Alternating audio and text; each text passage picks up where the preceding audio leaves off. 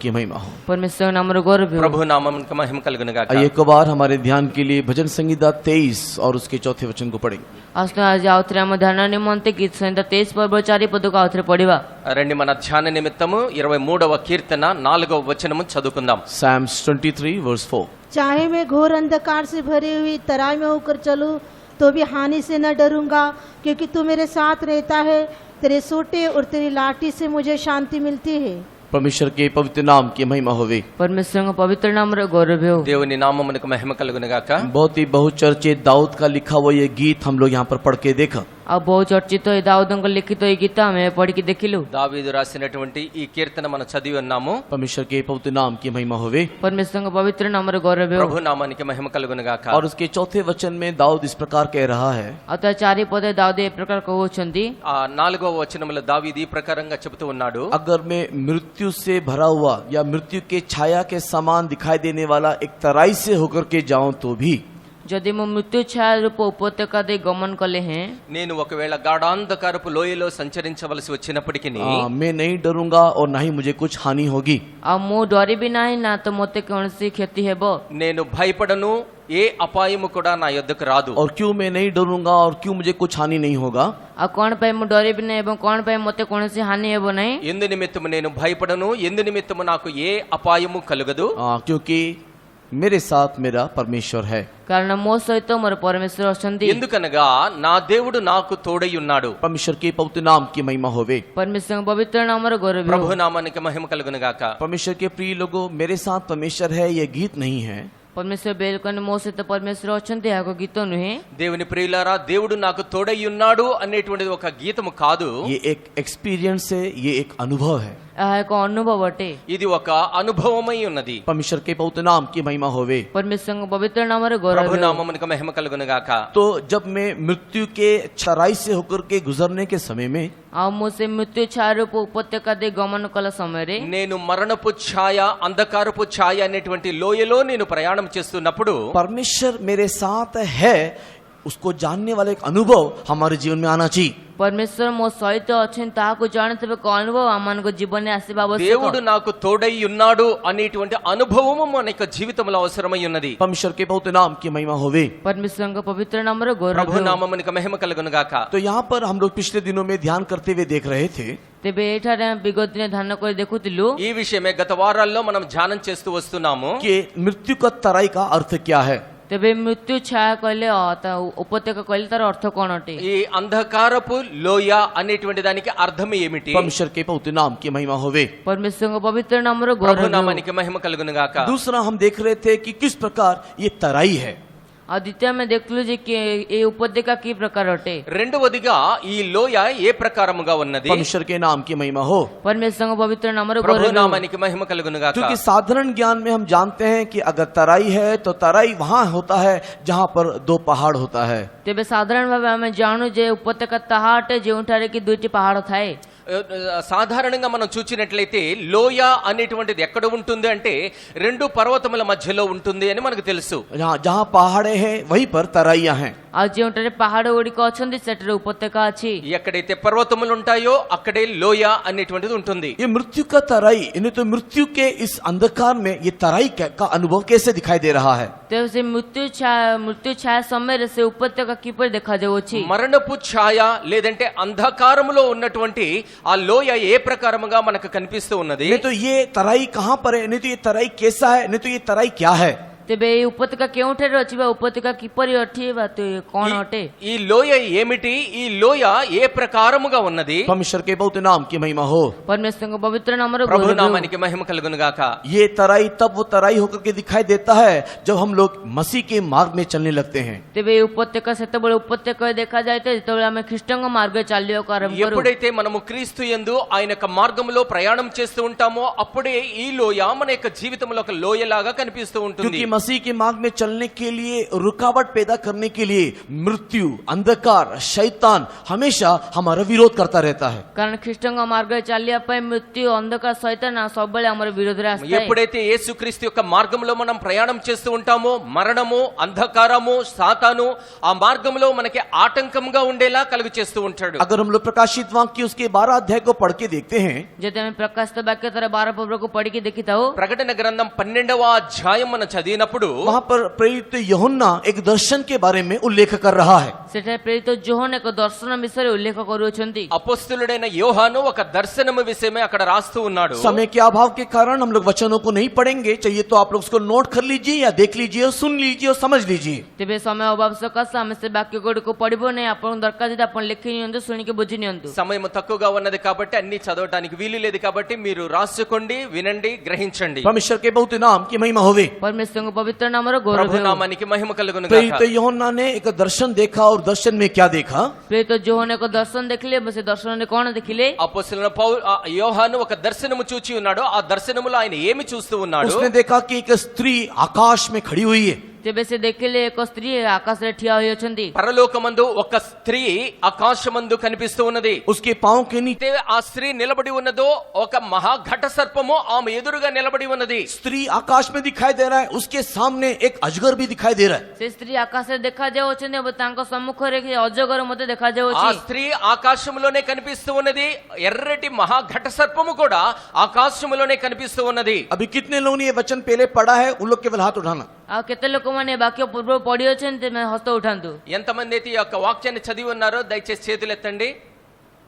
जितने लोग ये वचन मालूम है, उन लोग हाथ उठाना। ଯେତେ ଲୋକମାନଙ୍କୁ ସେ ବାକ୍ୟ ଜଣାଅଛି ହସ୍ତ ଉଠାନ୍ତୁ। ఎంతమందికి అయితే ఈ యొక్క వాక్యము తెలిసి ఉన్నదో వారు చేతులు ఎత్తండి। ओके, अगर आपको पढ़ा है तो मुझे आप बताएंगे। ତେବେ ଯଦି ଆପଣ ପଢିଅଛନ୍ତି ତେବେ ମୋତେ ଆପଣ କହିବେ। ఒకవేళ మీరు చదివినట్లయితే నాకు మీరు చెప్పండి। ये अजगर क्यों खड़ा है?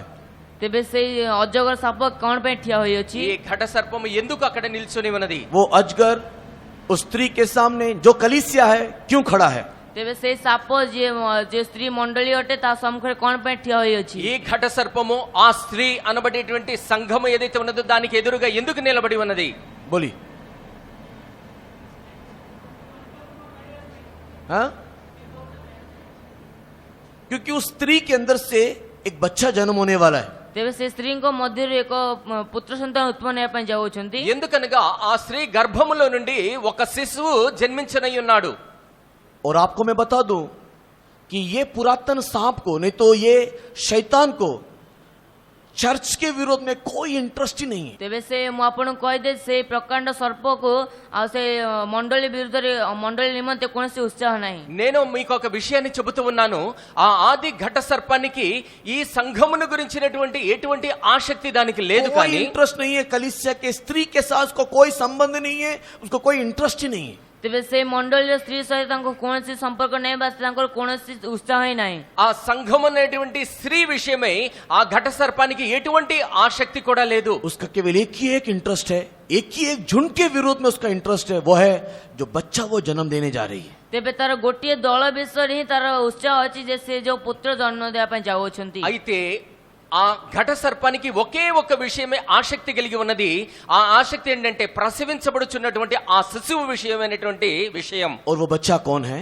ତେବେ ସେ ପୁତ୍ର କିଏ? ఆ శిశువు ఎవరు? जो यीशु की दुल्हन बन करके उसकी आगमन में उठा लिया जाएगा। ଆଉ ଯିଏକି ସେ ଯୀଶୁଙ୍କର କନ୍ୟା ହୋଇ ତାଙ୍କ ଆଗମନରେ ଉଠାଇ ନିଆଯିବ। ఆ శిశువు యేసు యొక్క కన్యకలాగా వధువులాగా మార్చబడి ఆయన యొక్క ఆగమనంలో ఎత్తబడుచున్నటువంటి సంఘము। उसी को केवल वो निगलना चाहता है। କେବଳ ତାହାକୁ ହିଁ ସେ ବିନଷ୍ଟ କରିବା ପାଇଁ ଚାହେଁ। కేవలము ఆ శిశువును మాత్రమే మింగాలని ఎదురు చూస్తూ ఉన్నది। उसी लोगों को वो डिस्टर्ब करना चाहता है, उसी लोगों को वो खाना चाहता है, उसी लोगों के विरुद्ध में वो चढ़ना चाहता है। ତେବେ ସେଇ ଲୋକମାନଙ୍କୁ ସେ ହଇରାଣ କରିବା ପାଇଁ ଚାହେଁ, ସେଇ ଲୋକମାନଙ୍କୁ ସେ ଖାଇବା ପାଇଁ ଚାହେଁ, ସେଇ ଲୋକମାନଙ୍କ ବିରୁଦ୍ଧରେ ସେ ଉଠିବା ପାଇଁ ଚାହେଁ। కేవలము అటువంటి వ్యక్తుల గురించి, అటువంటి శిశువును గురించి సాతాను దానికి ఆటంకము కలగ చేయాలని, దానిని మృంగివేయాలని చూస్తూ ఉన్నది। कितने लोगों को समझ में आया?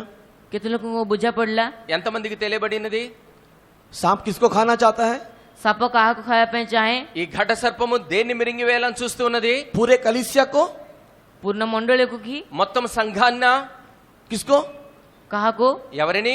सांप किसके ऊपर इंटरेस्ट रख करके बैठा हुआ है? ତେବେ ସେ ସାପ କାହା ଉପରେ ସେ ଦେଖି ବସିଅଛି? ఈ సర్పము ఏ విషయమే దేని విషయమే నిలబడి ఉన్నది? उस बच्चे को जो आगमन के लिए तैयार हो रहा है। ସେଇ ପୁତ୍ରକୁ ଯିଏକି ଆଗମନ ନିମନ୍ତେ ପ୍ରସ୍ତୁତ ହେଉଅଛି। మగ శిశువు ఏదైతే ఆ యొక్క రాకడ కొరకు సిద్ధపడుచు ఉన్నదో, अभी वहां पर स्त्री अलग है, ये बच्चा अलग है। ତେବେ ସେଟା ସେ ସ୍ତ୍ରୀ ଭିନ୍ନ ଅଟେ, ସେ పుତ୍ର ଭିନ୍ନ ଅଟେ। ఇప్పుడు స్త్రీ వేరుగా ఉన్నది, ఆ మగ శిశువు వేరుగా ఉన్నాడు। ये दोनों अलग अलग है। ତେବେ ସେ ଦୁଇ ଜଣ ଯାକ ଭିନ୍ନ ଭିନ୍ନ ଅଟନ୍ତି। ఈ ఇద్దరు కూడా వేరు వేరుగా ఉన్నారు। इधर देखिए, ଏପଟେ ଦେଖନ୍ତୁ, ఇటు చూడండి, एक तरफ स्त्री, ଗୋଟିଏ ପାର୍ଶ୍ୱରେ ସ୍ତ୍ରୀ, ఒకవైపు స్త్రీ, एक तरफ बच्चा। ଆଉ ଗୋଟିଏ ପାଖରେ ସେ పుତ୍ର। రెండవ వైపు మగ శిశువు। एक तरफ कौन है? ଗୋଟିଏ ପାର୍ଶ୍ୱରେ କିଏ ଅଛି? ఒకవైపు ఎవరున్నారు? बहुत ही आसान करके बता रहा, बोलिए। एक तरफ कौन है, दूसरी तरफ कौन है? बच्चा। आपको एक बात मालूम है? ଆପଣଙ୍କୁ ଗୋଟେ ବିଷୟ ଜଣା ଅଛି? మీకు ఇంకొక విషయం తెలుసా? मालूम है? सांप का एक विशेषता है। ଯେ ସର୍ପର ଏକ ବିଷୟତା ଅଛି। సర్పమునికి కొన్ని విశేషతలు ఉన్నాయి। सांप एक टाइम में केवल एक ही व्यक्ति को देख सकता है। ତେବେ ସର୍ପ ଗୋଟିଏ ସମୟରେ କେବଳ ଗୋଟିଏ ବ୍ୟକ୍ତିକୁ ଦେଖିପାରେ। సర్పము ఒక సమయములో ఒకే వ్యక్తిని చూడగలుగుతుంది। अगर मेरे सामने सांप आ जाए ଯଦି ମୋ ସମ୍ମୁଖ ସର୍ପ ଆସିଯାଏ, ఒకవేళ నాకు ఎదురుగా సర్పము గనక और हम వచ్చినట్లయితే, 3 अगर यहाँ पर खड़े हैं, ଯଦି ଆମେ ଏଇଟା ତିନି ଜଣ ଠିଆ ହୋଇଅଛୁ, ఒకవేళ మేము ముగ్గురము కూడా ఇక్కడ నిలబడినప్పుడు सांप क्या करेगा? ସର୍ପ କଣ କରିବ? సర్పం ఏం చేస్తుంది? हम तीनों को देखने के लिए अपनी मुंडी को ऐसे हिलाता रहेगा। ତେବେ ଆମ ତିନି ଜଣଙ୍କୁ ଦେଖିବା ପାଇଁ ତାର ମୁଣ୍ଡକୁ ଏପଟ ସେପଟ ବୁଲାଉଥିବ। మా ముగ్గురిని చూచి నిమిత్తము తన యొక్క శిరస్సుని ఇట్లా త్రిప్పుతూ ఉంటుంది। अगर हम तीनों में से कोई एक व्यक्ति भी अगर ऐसे घूम के पीछे जाएगा, ଯଦି ଆମ ତିନି ଜଣ ମଧ୍ୟରୁ ଯଦି ଗୋଟିଏ ବ୍ୟକ୍ତି ସେ ବୁଲିକି ତା ପଛକୁ ଯିବ, ఒకవేళ మా ముగ్గురిలో ఎవరైనా సరే తిరిగి దాని వెనక వైపుకు వెళ్ళినట్లయితే, या तो फिर सांप उस व्यक्ति को देखते रहेगा, ଆଉ ହୋଇପାରେ ସେ ସର୍ପ ସେ ବ୍ୟକ୍ତିକୁ ଦେଖୁଥିବ, అట్లా ఉన్నటువంటి సర్పము వెనక తిరిగి ఆ వ్యక్తిని చూస్తూ ఉంటుంది, या फिर हमको देखता रहेगा। ନହେଲେ ଆମକୁ ଦେଖୁଥିବ। లేదంటే ఇటువైపు చూస్తూ ఉంటుంది। वो एक साथ तीनों को देख नहीं सकता है। ସେ ଗୋଟିଏ ସହିତ ତିନି ଜଣଙ୍କୁ ଦେଖିପାରେ ନାହିଁ। ఒకేసారి ముగ్గురు వ్యక్తుల్ని చూడలేదు। अभी मैं यहाँ पर खड़ा हूँ, ଏବେ ମୁଁ ଏଟା ଠିଆ ହୋଇଅଛି, ఇప్పుడు నేను ఇక్కడ నిలబడి ఉన్నాను, मुझे सब दिखाई दे रहा है, मैं सबको देख सकता हूँ। ମୁଁ ସମସ୍ତଙ୍କୁ ଦେଖିବାର ଅଛି। నేను అందరినీ చూడగలుగుతూ टेबल ఉంటాను। के नीचे जो बैठे हैं उसको भी मैं देख पा रहा हूँ। ଆଉ ସେ ଟେବୁଲ ତଳେ ଯେ ବସି ଅଛନ୍ତି ତାଙ୍କୁ ମଧ୍ୟ ଦେଖିପାରୁଅଛି। ఇక్కడ టేబుల్ క్రింద ఎవరైతే కూర్చున్నారో వాళ్ళను కూడా నేను लेकिन చూడగలుగుతున్నాను। सांप ऐसा नहीं, उसकी आंखें छोटा है। କିନ୍ତୁ ସର୍ପ ସେ ପରି ତାର ଚକ୍ଷୁ ଛୋଟ ଅଟେ। అయితే సర్పం యొక్క కళ్ళు చాలా చిన్నవిగా ఉంటాయి। अभी इस तरफ कौन है? ଏବେ ଏପଟ ପାର୍ଶ୍ୱରେ କିଏ ଅଛି? ఇటువైపున ఎవరున్నారు? इस तरफ कौन है? ସେପଟେ କିଏ ଅଛି? ఇటువైపు ఎవరున్నారు? पुत्र संतान, ସେ ପୁତ୍ର ସନ୍ତାନ, మగ శిశువు ఉన్నాడు, जो आगमन में उठा लिए जाएगा। ଯିଏକି ସେ ଆଗମନରେ ଉଠାଇ ନିଆଯିବ। రాకడలో ఎత్తబడేటువంటి వాడు। सांप दोनों में किसको देखा है? ଯେ ସେ ସର୍ପ ଦୁଇ ଜଣ ମଧ୍ୟରେ କାହାକୁ ଦେଖୁଅଛି? ఈ సర్పము ఇద్దరిలో ఎవరి వైపు చూస్తూ ఉన్నది? समझ में आया? ବୁଝିପାରିଲେ? अभी आप मुझे बताना चाहिए। ଏବେ ଆପଣ ମତେ କହିବା ଆବଶ୍ୟକ। ఇప్పుడు నాకు మీరు చెప్పండి, the valley of the shadow of death किसके लिए है? ତେବେ ସେ ମୃତ୍ୟୁ ଛାୟାର ଉପତ୍ୟକା କାହା ନିମନ୍ତେ ଅଟେ? మరణ ఛాయ లేదంటే అంధకారపు ఛాయ రూపంలో ఉన్నటువంటి ఆ లోయ ఎవరి నిమిత్తమై ఉన్నది? स्त्री के लिए है या पुत्र संतान के लिए? ତେବେ ସେ ସ୍ତ୍ରୀ ନିମନ୍ତେ ଅଟେ ବା ସେ ପୁତ୍ର ସନ୍ତାନ ନିମନ୍ତେ ଅଟେ? స్త్రీ నిమిత్తం ఉన్నదా? ఆ మగ శిశువు నిమిత్తమై ఉన్నదా? मृत्यु के छाया रूपी तराई, नहीं तो मृत्यु का अंधकार रूपी तराई किसके लिए है? ତେବେ ସେ ମୃତ୍ୟୁ ଛାୟାର ଉପତ୍ୟକା କାହା ନିମନ୍ତେ ଅଟେ? మరణ ఛాయ రూపంలో ఉన్నటువంటి అంధకార రూపంలో ఉన్నటువంటి ఆ లోయ ఎవరి నిమిత్తం ఉంచబడి ఉన్నది? पुत्र संतान के लिए। పుత్ర సంతాన నిమନ୍ତେ ଅଟେ। మగ శిశువు నిమిత్తమై ఉంచబడి ఉన్నది। स्त्री के लिए तो ये गार्डन के समान है, गार्डन के समान, बगीचे के समान। ତେବେ ସେ ସ୍ତ୍ରୀ ନିମନ୍ତେ ଏକ ଉଦ୍ୟାନ ସଦୃଶ ଅଟେ। స్త్రీ నిమిత్తమైతే ఒక తోట వల్లే ఉన్నది। स्त्री के लिए तो ये बहुत स्वर्ग के समान है। ତେବେ ସ୍ତ୍ରୀ ନିମନ୍ତେ ତାହା ଏକ ସ୍ୱର୍ଗ ପରି ଅଟେ। స్త్రీ విషయమైతే స్త్రీకైతే అది ఒక స్వర్గములాగా ఉన్నది। स्त्री के लिए तो यही एक मजा का समय है। ତେବେ ସ୍ତ୍ରୀ ନିମନ୍ତେ ତାହା ଏକ ମଜାର ସମୟ ଅଟେ। ఆ స్త్రీ నిమిత్తమైతే పరిహాసం చేసేటువంటిది లాగా ఉంటుంది। लेकिन परमेश्वर के संतान यीशु मसीह के आगमन में जा रहा है। କିନ୍ତୁ ପରମେଶ୍ୱରଙ୍କ ସନ୍ତାନ ଯିଏ ତାଙ୍କ ଆଗମନରେ ଯିବା ପାଇଁ ଯାଉଛି, అయితే దేవుని యొక్క సంతానం ఏదైతే ఆయన యొక్క రాకడలో ఎత్తబడుతూ ఉన్నదో उनके लिए ये मार्ग ସେମାନଙ୍କ ନିମନ୍ତେ ଏହି ମାର୍ଗ, వారి నిమిత్తమై ఈ మార్గం ఏదైతే ఉన్నదో एक जोखिम भरा, कष्ट से भरा, दुख से भरा, समस्या से भरा, परीक्षाओं से भरा, कई प्रकार की मुसीबतों से भरा हुआ एक मृत्यु का तराई है। ତେବେ ସେ ତାହାଙ୍କ ନିମନ୍ତେ ସେଇ କଷ୍ଟ କ୍ଲେଶ ପରୀକ୍ଷା କେତେକ ଅସୁବିଧା ରେ ସେ ଉପତ୍ୟକା ପୂର୍ଣ୍ଣ ଅଟେ। అటువంటి వారి నిమిత్తమైతే ఆ లోయ ఆ మార్గము కష్టముతో నింపబడి శ్రమలతో నింపబడి అనేకమైనటువంటి ప్రయాసలతో నింపబడి మరణ ఛాయారూపమైనటువంటి లోయలాగా వారికి ఉన్నది। परमेश्वर के पवित्र नाम की महिमा होवे। परमेश्वरଙ୍କ ପବିତ୍ର ନାମର ଗୌରବ ప్రభు ହେଉ। నామానికి మహిమ కలుగును अभी గాక। दाऊद बोल रहा है, ଏବେ ଦାଉଦ କହୁଛନ୍ତି దావీదు ఇప్పుడు చెబుతూ ఉన్నాడు, मैं इस मृत्यु के छाया रूपी तराई में जाने से भी ମୁଁ ଏ ମୃତ୍ୟୁ ଛାୟାର ଉପତ୍ୟକା ଦେଇ ଗମନ କଲେ ମଧ୍ୟ మరణ ఛాయారూపమైనటువంటి లోయలో నేను సంచరించినప్పటికీ కూడా मुझे कुछ हानि नहीं होगी, मैं उससे डरूंगा भी नहीं। ମୋତେ କୌଣସି କ୍ଷତି ହେବ ନାହିଁ, ମୁଁ ତାକୁ ଭୟ ମଧ୍ୟ କରିବି ନାହିଁ। నాకు ఎటువంటి అపాయము కలగదు, నేను దాని విషయమై భయపడను। क्यों ऐसा बोल रहा है? କଣ ପାଇଁ ସେପରି କହୁଅଛନ୍ତି? ఎందు నిమిత్తం ఆ ప్రకారంగా చెబుతున్నాడు? कोई बोलिए क्यों ऐसा बोल रहा है? କେହି କହିପାରିବେ କି ସେ କଣ ପାଇଁ ଏପରି ఎందు କହୁଅଛନ୍ତି? నిమిత్తం ఆ రీతిగా చెబుతూ ఉన్నాడు? कई बारिश आ रहा है, फैन चल रहा है, अच्छा मौसम है, फैन के नीचे बहुत अच्छा नींद आ रहा है बोल करके। नहीं तो ये फैन भी ज्यादा चलाने से ना एक नशा उत्पन्न करता है, इसके लिए मैंने फैन का स्पीड कम कर दिया। ତେବେ ସେ ବର୍ଷା ଆସୁଅଛି, ଫ୍ୟାନ୍ ଚାଲୁଅଛି, ସେଥିପାଇଁ ଅନେକ ନିଦ ଲାଗୁଅଛି। వర్షాకాల సమయంలో ఆ ఫ్యాన్ కింద కూర్చున్నట్టయితే నిద్ర వస్తూ ఉంటుంది, అందుకని ఫ్యాన్ స్పీడ్ తగ్గించాను। हाँ, क्योंकि मेरे को भी थोड़ा से चलाने से मैं भी ऐसे पड़े पड़े में सो जाऊंगा। तो इसके लिए आंख खोल कर, मैं बीच में क्वेश्चन पूछने का कारण यही है, आंख खोलो, सत्य जन रहो। ତେବେ ମୁଁ ମଧ୍ୟରେ ସେ ଭିତରେ ପ୍ରଶ୍ନ ପଚାରିବାର କାରଣ ଏହା ଯେ ଆପଣମାନେ ଚକ୍ଷୁ ଉଠାନ୍ତୁ। అందరూ కూడా మెలకువగా ఉండి వాక్యాన్ని వినండి। मृत्यु रूपी तराई में जाने के समय में ସେ ମୃତ୍ୟୁ ଛାୟାର ଉପତ୍ୟକା ଦେଇ ଗମନ କରିବା ସମୟରେ గాఢాంధకారపు లోయలో నేను సంచరించినప్పటికీ दाऊद बोल रहा है, मुझको डर नहीं है, कुछ हानि होगा नहीं है। ତେବେ ଦାଉଦ କହୁଛନ୍ତି ମୋତେ କୌଣସି ଡର ନାହିଁ ବା ମୋତେ କୌଣସି କ୍ଷତି ହେବ ନାହିଁ। నేను భయపడను, ఏ అపాయము నా యొద్దకు రాదు। परमेश्वर के नाम की महिमा होवे। ପରମେଶ୍ୱରଙ୍କ ନାମର ଗୌରବ ହେଉ। ప్రభు నామానికి మహిమ కలుగును గాక। किस दम से ये बोल रहा है? ତେବେ ସେ କେଉଁ ସାହସର ସହିତ କହୁଛନ୍ତି? ఏ ధైర్యము చేత ఈయన చెబుతూ ఉన్నాడు? प्रभु मेरे साथ है। તે ପ୍ରଭୁ ମୋର ସହବର୍ତ୍ତୀ। దేవుడు నాకు తోడై ఉన్నాడు। कैसे मालूम? ତା କିପରି ଜଣା ପଡିଲା? ఎలాగో తెలుసు? दो व्यक्ति को मैं आपके सामने रखूंगा। ଦୁଇ ଜଣ ବ୍ୟକ୍ତିଙ୍କୁ ମୁଁ ଆପଣଙ୍କ ସମ୍ମୁଖରେ ରଖିବି। ఇద్దరు వ్యక్తులను మీ మధ్యలో ఉంచుతాను। अभी आप लोग सोच करके देखो और आप लोग चिंता करके देखो कि आप इन दोनों में कौन हो। ତେବେ ଆପଣମାନେ ଭାବିକି ଆପଣ ମଧ୍ୟ ଚିନ୍ତା କରି ଦେଖନ୍ତୁ ଆପଣ ଏମାନଙ୍କ ମଧ୍ୟ କିଏ ଅଟନ୍ତି। ఇప్పుడు మీరు ఆలోచించి చెప్పండి, ఆ ఇద్దరు వ్యక్తులలో మీరు ఏ వ్యక్తి లాంటిగా ఏ వ్యక్తి ఉన్నారు? మీరు एक व्यक्ति का नाम याकूब है, जेकब। ଜଣେ ବ୍ୟକ୍ତିଙ୍କ ନାମ ଜାକୁବ ଅଟେ। ఒక వ్యక్తి పేరు యాకోబు। वो पत्थर को लिया और आराम से सोया, उसको पता ही नहीं कि यहाँ पर परमेश्वर है। ତେବେ ସେ ପଥରକୁ ନେଲେ ତା ଉପରେ ଆରାମରେ ଶୋଇଲେ, କିନ୍ତୁ ଯାଙ୍କୁ ଜଣା ନାହିଁ ଏଠାରେ ପରମେଶ୍ୱର ଅଛନ୍ତି ବୋଲି। ఒక రాయిని తీసుకున్నాడు, తలగడగా పెట్టుకుని నిద్రపోయాడు। ఆయనకి అక్కడ దేవుడు ఉన్నాడు అన్న విషయమే తెలియకుండా ఉన్నది। और जब वो उठा तो डर गया वो। ତେବେ ଯେତେବେଳେ ସେ ଉଠିଲେ ସେ ଡରିଗଲେ। అయితే ఎప్పుడైతే ఆయన మేలుకొని ఉన్నాడో అప్పుడు భయపడిపోయాడు। दाऊद बोल रहा है, परमेश्वर मेरे साथ है। ଦାଉଦ କହୁଛନ୍ତି ପରମେଶ୍ୱର ମୋ ସହିତ ଅଛନ୍ତି। దావీదు చెబుతున్నాడు, దేవుడు నాకు తోడై तो ఉన్నాడు। दैट मीन्स कुछ तो सेंस था या कुछ तो विषय था जिसको उसने अनुभव किया और इसके लिए वो बोल रहा परमेश्वर मेरे साथ है। ତେବେ ତାର ଅର୍ଥ କିଛି ତ ବିଷୟ ଥିଲା ଯାହା ଦ୍ୱାରା ସେ କହୁଛନ୍ତି ଆଉ ପରମେଶ୍ୱର ମୋ ସହିତ ଅଛନ୍ତି। దావీదు విషయంలో ఏదో ఒక విషయం ఉన్నది, ఆ విషయమును అనుభవించడం ద్వారా తను చెబుతూ ఉన్నాడు, దేవుడు నాకు తోడై ఉన్నాడు। लेकिन जेकब को वो मालूम नहीं था। କିନ୍ତୁ ଜାକୁବଙ୍କୁ ତା ଜଣା ନାହିଁ। అయితే యాకోబుకు ఆ విషయం తెలీదు। वो क्या किया?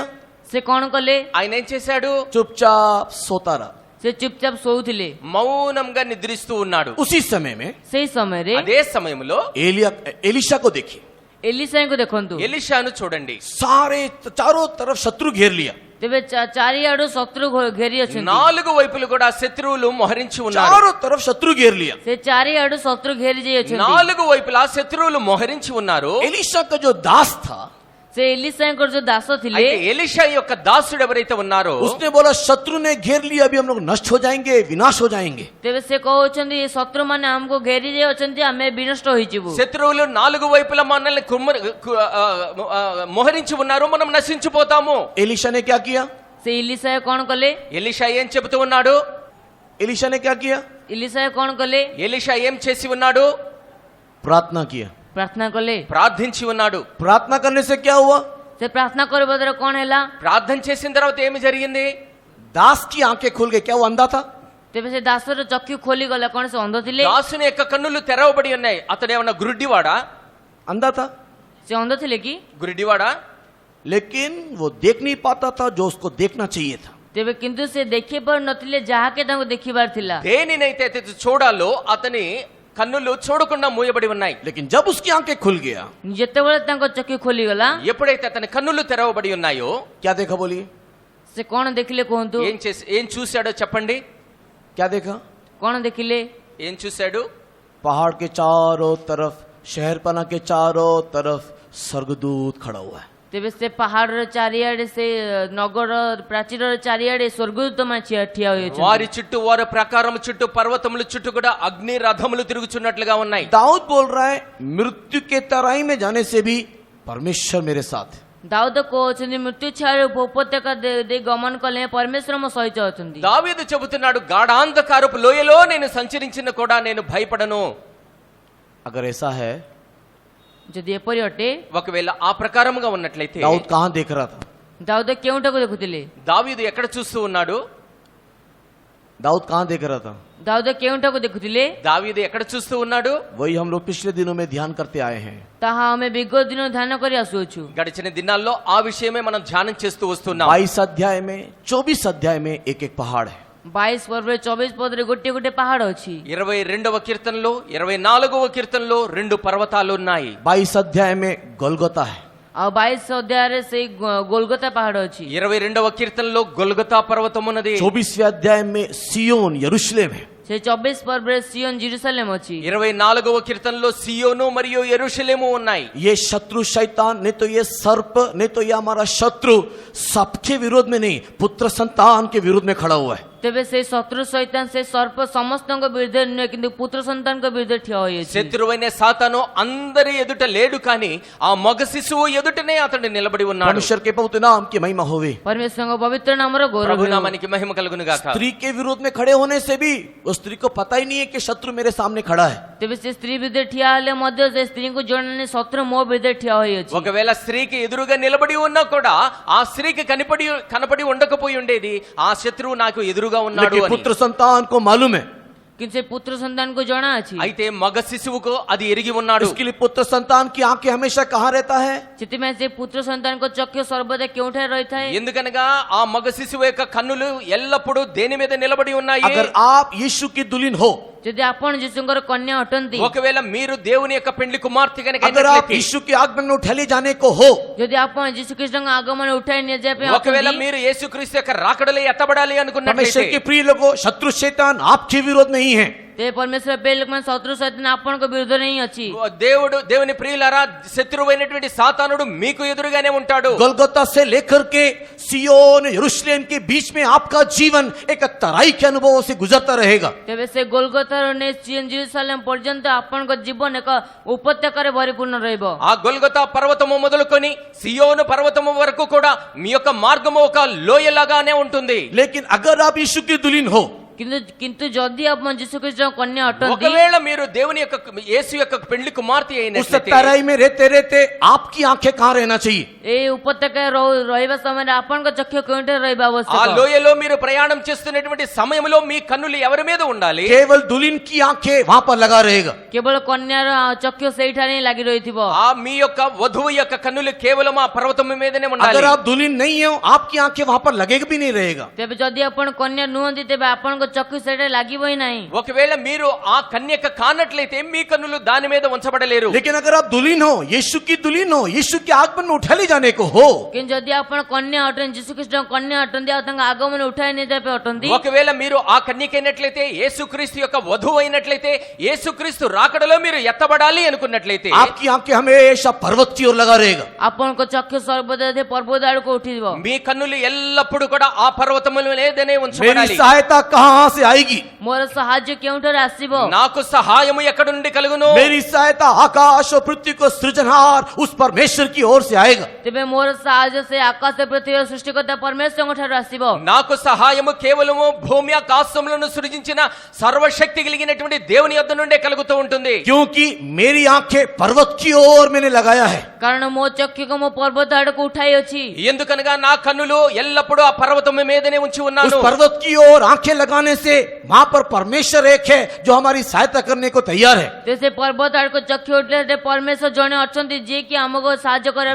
ఒకవేళ మన కన్నులో ఆ పర్వతం మీద గనక ఉంచినట్లయితే ఆ పర్వతం మీద ఉన్నటువంటి దేవుడు మనకి సహాయం చేయడానికి సిద్ధంగా ఉన్నాడు। तो सबसे पहला विषय मैं आपको ये बताना चाहूंगा, त्यो सबैठु प्रथम विषय म आपन कहया पई चाहिबी। మొట్టమొదటిగా ఒక విషయాన్ని మీకు చెబుతున్నాను। अगर आप यीशु की दुल्हन हो तो आपके जीवन में परीक्षा परीक्षा परीक्षा, समस्या समस्या समस्या, दुख दुख दुख, क्लेश, आजमाइश हमेशा लगा रहेगा। तेबे आपनको जीवन से परीक्षा कष्ट क्लेश दुख केवल आपनको जीवन लागि रहिथिबो। ఒకవేళ మీరు దేవుని యొక్క కన్నిక అయినట్లయితే మీ యొక్క జీవితంలో కష్టము శ్రమలు ఇబ్బందులు ఆ సమస్యలు అనేటువంటి ఎల్లప్పుడూ మీ యొక్క మార్గంలో వస్తూనే ఉంటాయి। और ऐसे समय में आप अगर यीशु की दुल्हन हो तो आपकी आंखें हमेशा पर्वत की ओर लगा रहेगा। जे एपर समय जदि आपन जिसको कन्या अटन तेबे आपनको चक्क से पर्वत आडको लागि रहिथिबो। ఒకవేళ మీరు గనక యేసుక్రీస్తు యొక్క కన్నిక గనక అయినట్లయితే మీ యొక్క కన్నులు ఆ సమయంలో దేవుని యొక్క పర్వతం మీద మాత్రమే ఉంచాలి। कई बार परमेश्वर हमको दुल्हन बनाने के लिए परीक्षा में लेकर के तो जाता है,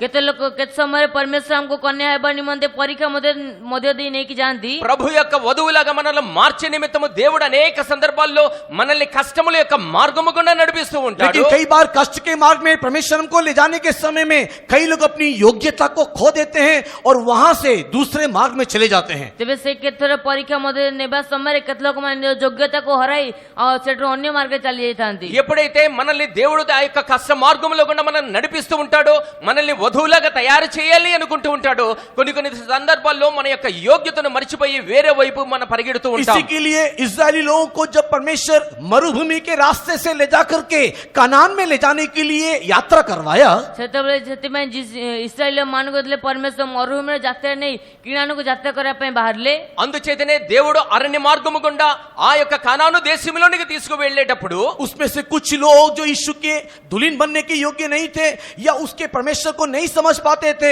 उन लोग ने अपना मार्ग को टेढ़ा कर दिया, अलग रास्ते को उन्होंने अपना लिया, परमेश्वर के विरुद्ध में कुड़कुड़ा दिया। तेबे सेमानक मध्ये किछि लोक मान जे के परमेश्वर निमंते प्रस्तुत नथिले सेमान निज मार्ग को एपटे बंकाय दिले सेमान प्रस्तुत नथिले। ఆ ఇశ్రాయేలు జనాంగంలో చాలా మంది కూడా దేవుని యొక్క వధువులాగా మార్చబడడానికి ఇష్టపడకుండా వారు ఇక తమ మార్గములను వక్ర మార్గములుగా మార్చుకొని వారు మార్గమును తప్పిపోయి ఉన్నారు।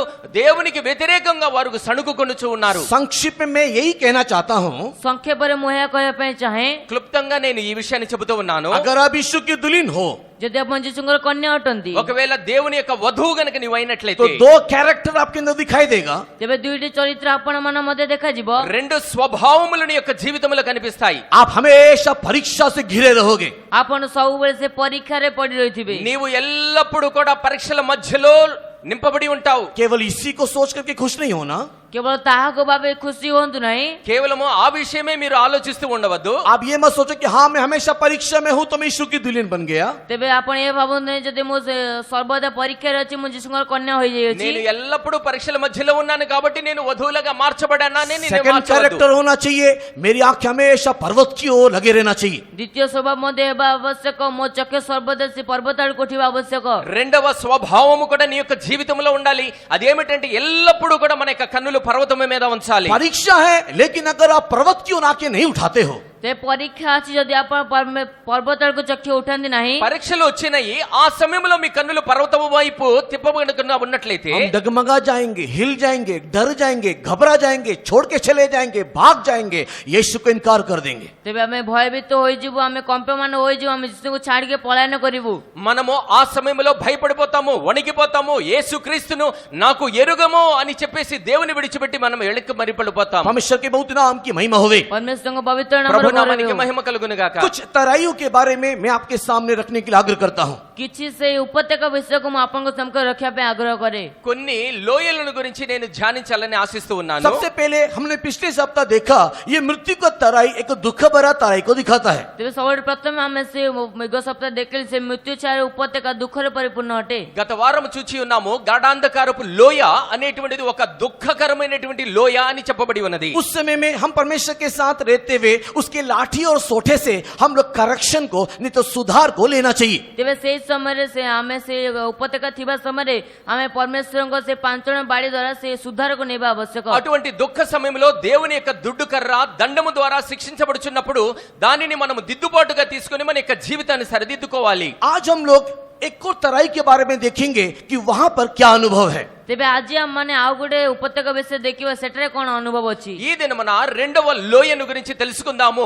ఆ లోయ ద్వారా మనకు వచ్చేటువంటి అనుభవం ఏమిటి? परमेश्वर के बहुत नाम की महिमा होवे। परमेश्वरଙ୍କ ପବିତ୍ର ନାମର ଗୌରବ ప్రభు ହେଉ। నామానికి మహిమ కలుగును గాక. नॉर्मली तराई बोलने का मतलब एक युद्ध का भूमि, नहीं तो तराई एक युद्ध का स्थान होकर के दिखाई देता है। ତେବେ ସାଧାରଣ ଭାବେ କହିବା ସମୟରେ ସେ ଉପତ୍ୟକା ଏକ ଯୁଦ୍ଧ ସ୍ଥାନ ହୋଇ ଦେଖାଯାଇଥାଏ। సాధారణంగా లోయ అని చెప్పబడినప్పుడు ఒక యుద్ధము జరిగేటువంటి స్థలము, యుద్ధ ప్రదేశం అని చెప్పబడుతూ ఉన్నది. इसी के लिए पूर्व दिनों में, राजाओं के दिनों में जब कभी भी युद्ध करते थे, उस समय में वो लोग तराई में उतर करके वो लोग युद्ध करते थे। ତେବେ ସେ ପୂର୍ବ ଦିନରେ, ପୂର୍ବ ଯୁଗରେ ରାଜାମାନେ ଯେତେବେଳେ ଯୁଦ୍ଧ କରୁଥିଲେ, ସେମାନେ ସେ ଉପତ୍ୟକାରେ ଓହ୍ଲାଇ ଯୁଦ୍ଧ କରୁଥିଲେ। అందుచేతనే పాత దినాల్లో రాజులు ఎప్పుడైతే యుద్ధము చేయాలని తలస్తారో ఆ లోయలోనికి దిగి వారు యుద్ధము చేస్తూ ఉంటారు. तराइयों में ही हमेशा युद्ध होता था।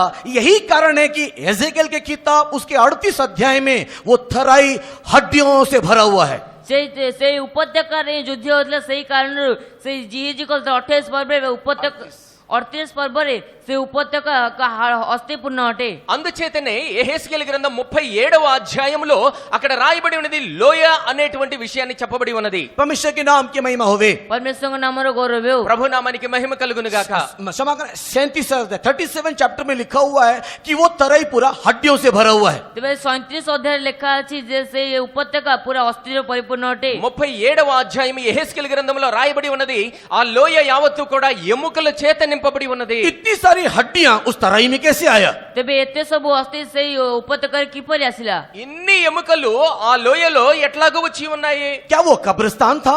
କଣ ତା କବରସ୍ଥାନ ଥିଲା? అదేమన్నా సమాధుల దొడ్డా? नहीं, वो कब्रिस्तान नहीं था। ନା ତା ସମାଜସ୍ଥଳ ନଥିଲା। అది సమాధుల దొడ్డి కాదు. वो तो एक रणभूमि था। ତା ତ ଏକ ଯୁଦ୍ଧ କ୍ଷେତ୍ର ଥିଲା। అది ఒక యుద్ధ భూమి. परमेश्वर के नाम की महिमा होवे। परमेश्वर नामର ଗୌରବ ହେଉ। ప్రభు నామానికి మహిమ కలుగును గాక. इसी के लिए यहाँ पर इतना सारा डेड बॉडीज का हड्डी पड़ा हुआ है। ତେବେ ସେଥିପାଇଁ ସେଠାରେ ଏତେ ସବୁ ଶବର ହାଡ଼ ପଡିଯାଇଛି। అందుచేతనే ఆ ప్రదేశంలో మరణించినటువంటి వారి యొక్క కళేబరాలు పడి ఉన్నాయి. तो तराई का एक दूसरा अर्थ है रणभूमि, नहीं तो युद्ध का मैदान। ତେବେ ସେ ଉପତ୍ୟକାର ଆଉ ଗୋଟେ ଅର୍ଥ ହେଉଛି ଯୁଦ୍ଧ କ୍ଷେତ୍ର ବା ଯୁଦ୍ଧ ଭୂମି। అందుచేతనే రెండవ అర్థము లోయ అనగా యుద్ధ భూమి. तो अब यहाँ पर क्या दाऊद बोल रहा है? ତେବେ ଏଠାରେ ଦାଉଦ କଣ କହୁଛନ୍ତି? ఇక్కడ దావీదు ఏమి చెబుతూ ఉన్నాడు? युद्ध की भूमि के समान मृत्यु रूपी तराई से गुजरने से भी मुझे कुछ हानि होगा नहीं, क्योंकि परमेश्वर यहोवा मेरे साथ है। ତେବେ ସେ ଯୁଦ୍ଧ କ୍ଷେତ୍ର ରୂପେ ମୃତ୍ୟୁଛାର ଉପତ୍ୟକା ଦେଇ ଗମନ କଲା ବେଳେ ମୋର କୌଣସି କ୍ଷତି ହେବ ନାହିଁ, କାରଣ ପରମେଶ୍ୱର ମୋର ସହବର୍ତ୍ତୀ। అందుచేతనే యుద్ధ భూమిలాగా ఉన్నటువంటి ఆ అంధకారపు లోయలో నేను వెళ్ళినా కూడా నేను భయపడను, ఏ అపాయము రాదు, ఎందుకనగా దేవుడు నాకు తోడై ఉన్నాడు. मसीह जीवन हमेशा युद्धों से भरा हुआ जीवन है। ଖ୍ରୀଷ୍ଟୀୟ ଜୀବନ ସର୍ବଦା ଯୁଦ୍ଧପୂର୍ଣ୍ଣ ଜୀବନ ଅଟେ। ఎందుకనగా క్రైస్తవ జీవితం ఎల్లప్పుడూ కూడా యుద్ధముతో కూడినటువంటి జీవితము. इसी के लिए प्रेरित पौलुस अपने बेटे तिमोथी को लिखने के समय में दूसरे तिमोथी की किताब 2 अध्याय में इस प्रकार बोल रहा है। ତେବେ ସେ ପ୍ରେରିତ ପାଉଲ ତିମୋଥୀ ମଣ୍ଡଳୀ ଲେଖିବା ସମୟରେ ଦ୍ୱିତୀୟ ତିମୋଥୀ ତାର 2 ପର୍ବ ଲେଖୁଛନ୍ତି। అందుచేతనే అపోస్తలుల పౌలు కుమారుడైనటువంటి తిమోతికి 2వ తిమోతి 2వ అధ్యాయంలో రాస్తూ ఉన్నాడు. एक उत्तम योद्धा की नाई युद्ध करो करके वहां पर वो बोल रहा है। ଏକ ଉତ୍ତମ ଯୋଦ୍ଧା ସଦୃଶ ତୁମେ ଯୁଦ୍ଧ କର ବୋଲି ଲେଖାଯାଇଅଛି। యోగ్యుడైనటువంటి సైనికుని వలె నీవు పోరాడు. परमेश्वर के बहुत नाम की महिमा होवे। ପରମେଶ୍ୱରଙ୍କ ପବିତ୍ର ନାମର ଗୌରବ ప్రభు ହେଉ। నామానికి మహిమ కలుగును గాక. 2 तिमोथी 2 अध्याय 3 वचन को पढ़ने से हम लोग देख नहीं पाते हैं। ଦ୍ୱିତୀୟ ତିମୋଥୀ 2 ପର୍ବ 3 ପଦ ପଢିଲେ ଆମେ ତା ଦେଖିପାରୁ। 2వ తిమోతి 2వ అధ్యాయం 3వ వచనం చదివినప్పుడు तो मसीही जीवन एक युद्ध से भरा हुआ जीवन है। ତେବେ ଖ୍ରୀଷ୍ଟୀୟ ଜୀବନ ଏକ ଯୁଦ୍ଧରେ ପରିପୂର୍ଣ୍ଣ ଜୀବନ ଅଟେ। క్రైస్తవ జీవితము యుద్ధముతో సమానమైనటువంటి జీవితము. हमारा युद्ध समाज के लोगों के साथ लड़ने वाला युद्ध नहीं है। ଆମର ଯୁଦ୍ଧ ସାମାଜିକ ଲୋକଙ୍କ ସହିତ ଲଢିବାର ଯୁଦ୍ଧ ନୁହେଁ। అయితే మన యొక్క యుద్ధము సమాజంలో ఉన్నటువంటి వారితో పోరాడేటువంటి యుద్ధము కాదు. अन्य लोग जिस प्रकार दल को बना करके, ग्रुप को बना करके लड़ाई करने के लिए निकलते हैं, वैसा लड़ाई करने वाला समाज क्रिश्चियन समाज नहीं है। ତେବେ ଅନ୍ୟ ଲୋକମାନେ ଯେପରି ସେ ଦଳକୁ ଗଠନ କରି ସେମାନେ ଯୁଦ୍ଧ କରନ୍ତି, ସେ ప్రకార యుద్ధ କରୁଥିବା ଦଳ ଆମର ନୁହେଁ। అన్యుల వలె ఏ ప్రకారమైతే వారు ఒక గుంపును తయారు చేసుకుని ఇతరుల వైపుకి ఆ పోరాటము చేయడానికి వెళ్లే గుంపు లాంటి ప్రయాణము మనది కాదు। फिर हम लोग कौन से योद्धा हैं? नहीं तो हम लोग कौन से युद्ध करने वाले लोग हैं? ତେବେ ଆମେ କେଉଁ ପ୍ରକାର ଯୁଦ୍ଧ କରିବା, କେଉଁ ଯୋଦ୍ଧା ଅଟୁ? మరి అటువంటి అప్పుడు మనం ఏ ప్రకారమైనటువంటి సైనికులము, ఏ ప్రకారమైనటువంటి యుద్ధము చేయనై इस ఉన్నాము? आत्मिक तराई में कौन सा लड़ाई को, नहीं तो कैसे युद्ध को हम लोग लड़ रहे हैं? ତେବେ ସେ ଆତ୍ମିକ ଉପତ୍ୟକାରେ ଆମେ କେଉଁ ପ୍ରକାର ଯୁଦ୍ଧକୁ ଲଢୁଅଛୁ? ఈ ఆత్మీయ సంబంధమైనటువంటి లోయలో ఏ ప్రకారమైనటువంటి యుద్ధాన్ని మనం చేయబోతున్నాము? गोलगोता से लेकर के नया यरूशलेम और सिय्योन के बीच में दिखाई देने वाले इस तराई में हम लोग कौन से लड़ाई को लड़ रहे हैं? ତେବେ ସେ ଗୋଲଗୋତା ନେ ସିୟନ ପର୍ବତ ମଧ୍ୟ ଦେଖାଉଥିବା ସେ ଉପତ୍ୟକାରେ ଆମେ କେଉଁ ଯୁଦ୍ଧ ଲଢୁଅଛୁ? ఈ గొల్గొతా పర్వతము మొదలుకొని సియోను యెరూషలేము పర్వతము మధ్యలో ఉన్నటువంటి ఈ లోయలో ఏ ప్రకారమైనటువంటి యుద్ధాన్ని మనం చేస్తూ ఉన్నాము? एफिसी की किताब उसके 6 अध्याय के 11-12 वचन को पढ़ने के समय में ଏଫିସିୟ ପୁସ୍ତକ 6 ପର୍ବର 11-12 ପଦ ପଢିବା ସମୟରେ ఎఫెసీయులకు రాసిన పత్రిక 6వ అధ్యాయము 11-12 వచనాలు మనం చూచినప్పుడు Ephesians chapter 6 verse 11 and 12 वर्ष को पढ़ने के समय में ଏଫିସିୟ 6 ପର୍ବର 11-12 పଦ ପଢିବା ସମୟରେ ఎఫెసీయులకు రాసిన పత్రిక 6వ అధ్యాయం 11-12 వచనములు చదివినప్పుడు हमारा मलयुद्ध रक्त मांस के साथ नहीं है करके लिखा हुआ है। ଆମର ମଲ୍ଲଯୁଦ୍ଧ ସେ ରକ୍ତ ମାଂସ ଶରୀର ସହିତ ନୁହେଁ ବୋଲି ଲେଖାଯାଇଅଛି। మనకు ఉన్నటువంటి యుద్ధము ఏదైతే ఉన్నదో రక్త మాంసములకు సంబంధించినటువంటి యుద్ధము కాదు। अर्थात हमारा मलयुद्ध मनुष्यों के साथ नहीं है करके लिखा हुआ है। ତାର ଅର୍ଥ ସେ ଆମର ମଲ୍ଲଯୁଦ୍ଧ ତାହା ମନୁଷ୍ୟମାନଙ୍କ ସହିତ ନୁହେଁ ବୋଲି దాని ଲେଖାଯାଇଛି। అర్థము మన యొక్క యుద్ధము మనుష్యులతో కాదు। फिर हमारा ये मलयुद्ध किसके साथ है? ते तथापि ଆମ ମଲ୍ଲଯୁଦ୍ଧ କାହା ସହିତ ఇప్పుడు ଅଟେ? మన యొక్క పోరాటము ఎవరితో ఉన్నది? हमारा मलयुद्ध अंधकार के शक्ति के विरोध में, आकाश के शक्ति के विरोध में करके वहां पर लिखा हुआ है। ତେବେ ସେ ଆମର ମଲ୍ଲଯୁଦ୍ଧ ଆକାଶର ଅନ୍ଧକାର ଶକ୍ତି ବିରୁଦ୍ଧରେ ବୋଲି ଲେଖାଯାଇଅଛି। మన యొక్క పోరాటము అంధకార సంబంధమైనటువంటి దురాత్మల సైన్య సమూహముతో ఉన్నదని చెప్పబడుతూ ఉన్నది। इसी के लिए जब मृत्यु के तराई रूपी अंधकार से मैं जाने के समय में मैं नहीं डरूंगा करके लिखा हुआ है। ସେଥିପାଇଁ ମୃତ୍ୟୁଛାୟାର ଉପତ୍ୟକା ଦେଇ ଗମନ କରିବା ସମୟରେ ମୁଁ ଡରିବି ନାହିଁ ବୋଲି ଲେଖାଯାଇଅଛି। అందుచేతనే గాఢాంధకారపు లోయలో నేను సంచరించుచున్నప్పటికీ కూడా నేను ఏ అపాయమునకు భయపడను అని రాయబడి ఉన్నది। अंधकार की एक शक्ति, मृत्यु की एक शक्ति बारंबार हमें मृत्यु की ओर अर्थात नरक की ओर ले जाने की कोशिश कर रहा है। ତେବେ ସେ ଅନ୍ଧକାର ଶକ୍ତି, ମୃତ୍ୟୁର ଶକ୍ତି ବାରମ୍ବାର ଆମକୁ ସେ ମୃତ୍ୟୁ ଆଡକୁ ନେଇଯିବା ପାଇଁ ଚେଷ୍ଟା କରୁଅଛି। అంధకారపు శక్తి, మరణము యొక్క శక్తి సారికి మాటి మాటికి మనల్ని ఆ మరణము వైపు లాక్కు వెళ్ళాలని చూస్తూ ఉన్నాయి। परमेश्वर के बहुत नाम की महिमा होवे। परमेश्वरଙ୍କ ପବିତ୍ର ନାମର ప్రభు ଗୌରବ నామానికి ହେଉ। మహిమ కలుగును గాక। उस समय में हम लोग पर्वत की ओर अपनी आंखों को उठाना चाहिए। ସେ ସମୟରେ ପର୍ବତ ଆଡକୁ ଚକ୍ଷୁ ଉଠାଇବା ఆ ଆବଶ୍ୟକ। సమయంలో మన యొక్క కన్నులు పర్వతము వైపుకు మనం చూడాలి। वहां से हमारी सहायता, वहां से हमारे शक्ति को हम लोग पाना चाहिए। ସେଇଠାରେ ଆମେ ସହାୟତା ଆମର ଶକ୍ତିକୁ ପାଇବା ଆବଶ୍ୟକ। ఆ పర్వతము నుండి మన యొక్క సహాయము, శక్తిని మనం పొందవలసి ఉన్నది। उसी अनुभव को हम लोग एक तराई में देखने पाते हैं। ସେଇ ଅନୁଭବକୁ ଆମେ ଏକ ଉପତ୍ୟକାରେ ଦେଖିପାରୁ।